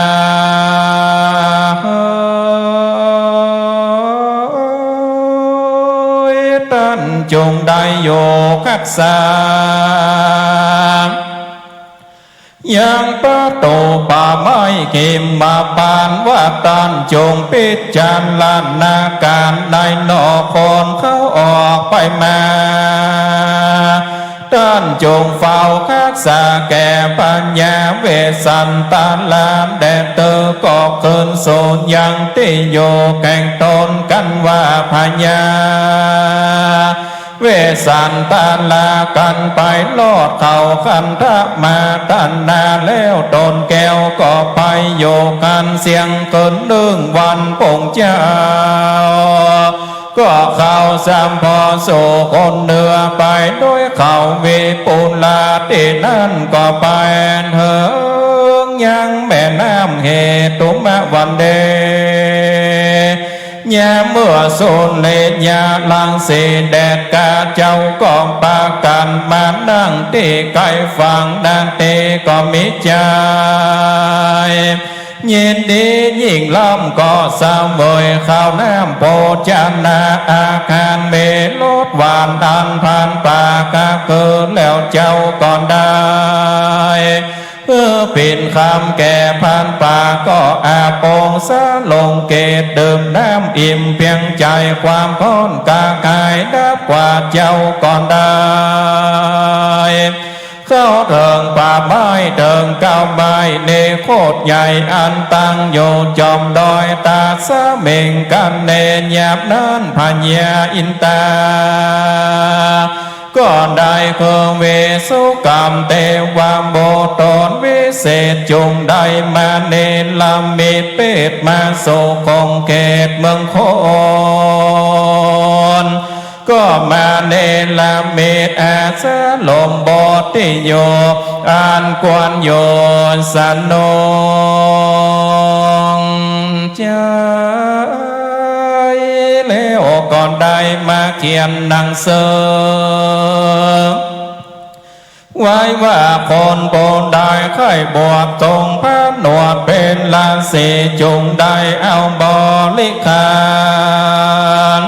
ฝูงนี้ออกบวชจงได้สร้างพระหนวดสร้างแหวงบุญแดนเตอเวสุกรรมเทวาโบตนองค์อาจก่อนได้ข้าพิวิสัตไล่เกินได้หลีกย้ายหลีกกายเนื้อและนกทั้งหลายสั่งสรรเลือดอันมีเสียงเปิดเปิงกลัวก็คือเอาตัวได้หลีกฝีกในไก่ปิกคืนไปโซยังที่อยู่แก่งต้นที่นั้นเต้ามาหาสัตว์เจ้าก่อนได้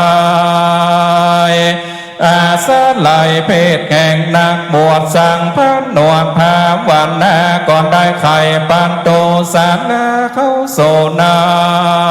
ยที่แก้วโกไปนายก่อนโลดแลนเด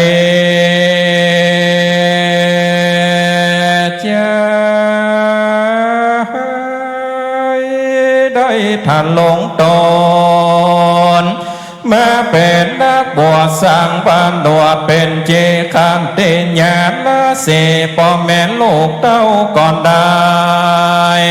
อยู่ในต้องข่าววงกดคิเลก็มีโดยปากอันกล่าวมา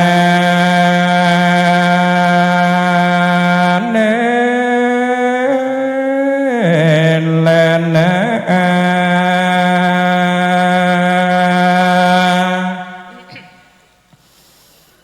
โอ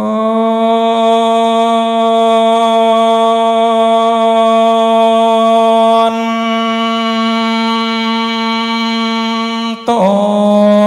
นดุลาตันตัง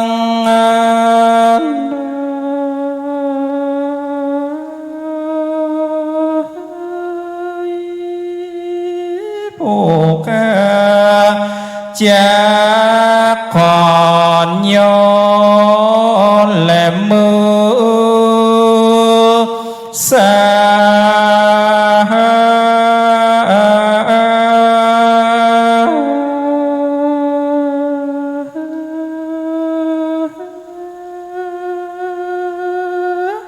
จากขออำลาพระทลายแก้วอันใสผ่องแผ้วเลิศและเลื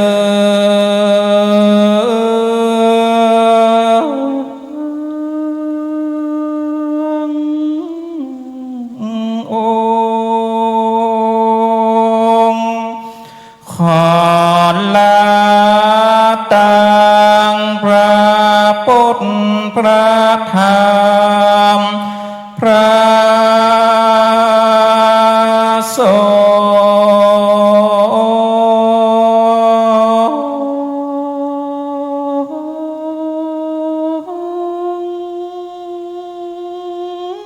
ขอและตังนิสิตโกคนนั้นมาศึกษาพอเฝ้าลาตังธรรมะนิ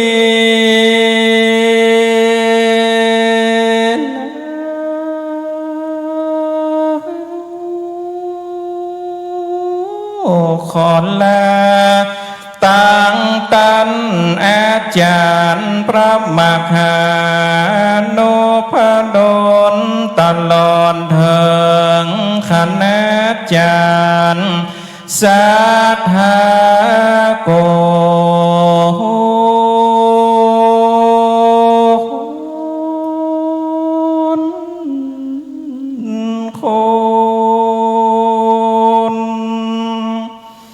อย่าได้ฟังโล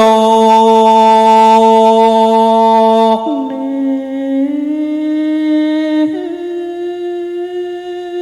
้สุ่มเสียงอาตมาบอดดีบอดใจเป่งป้อยส้มเสียงอาตมาบอนโยดบอน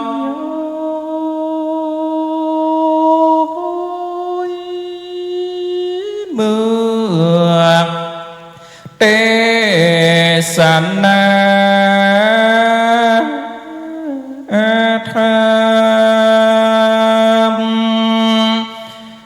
หาว่าเป็นภาพโปรดได้อโหสิกา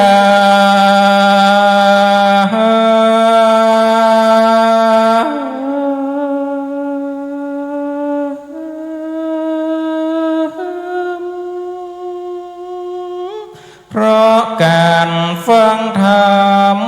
จักได้กุศลไปแน่ขอปัญโยกปัญใจคือศรัทธาเป็น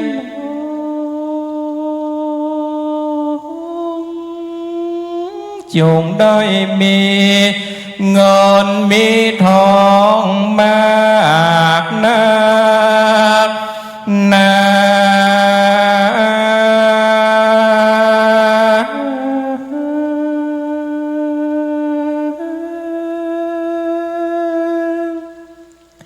ก้วแหวนเงินคำจงหลังไหลเข้าจงได้มั่งมนตนนา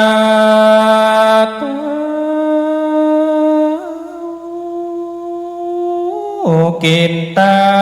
นใจย่องอย่าได้เสียงแหล่เลยนะอยากได้สิ่งใดนั้นจงได้สมภารทานนา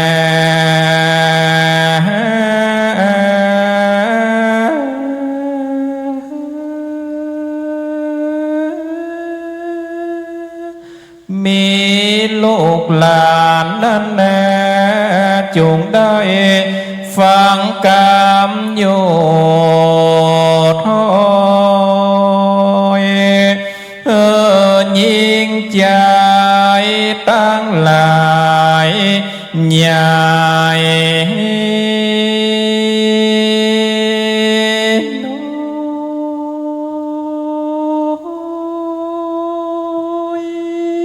จงได้อยู่ดีมีสุขเหมือนกันจบค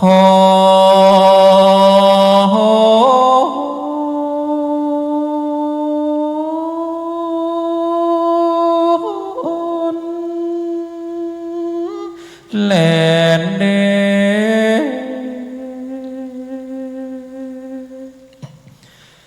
เนติตังกิญญาสังวันนันนาจากเขปลสัทธรรมบเตสนาวันนาปาเวทอันพันดาโดยคาถาวันใด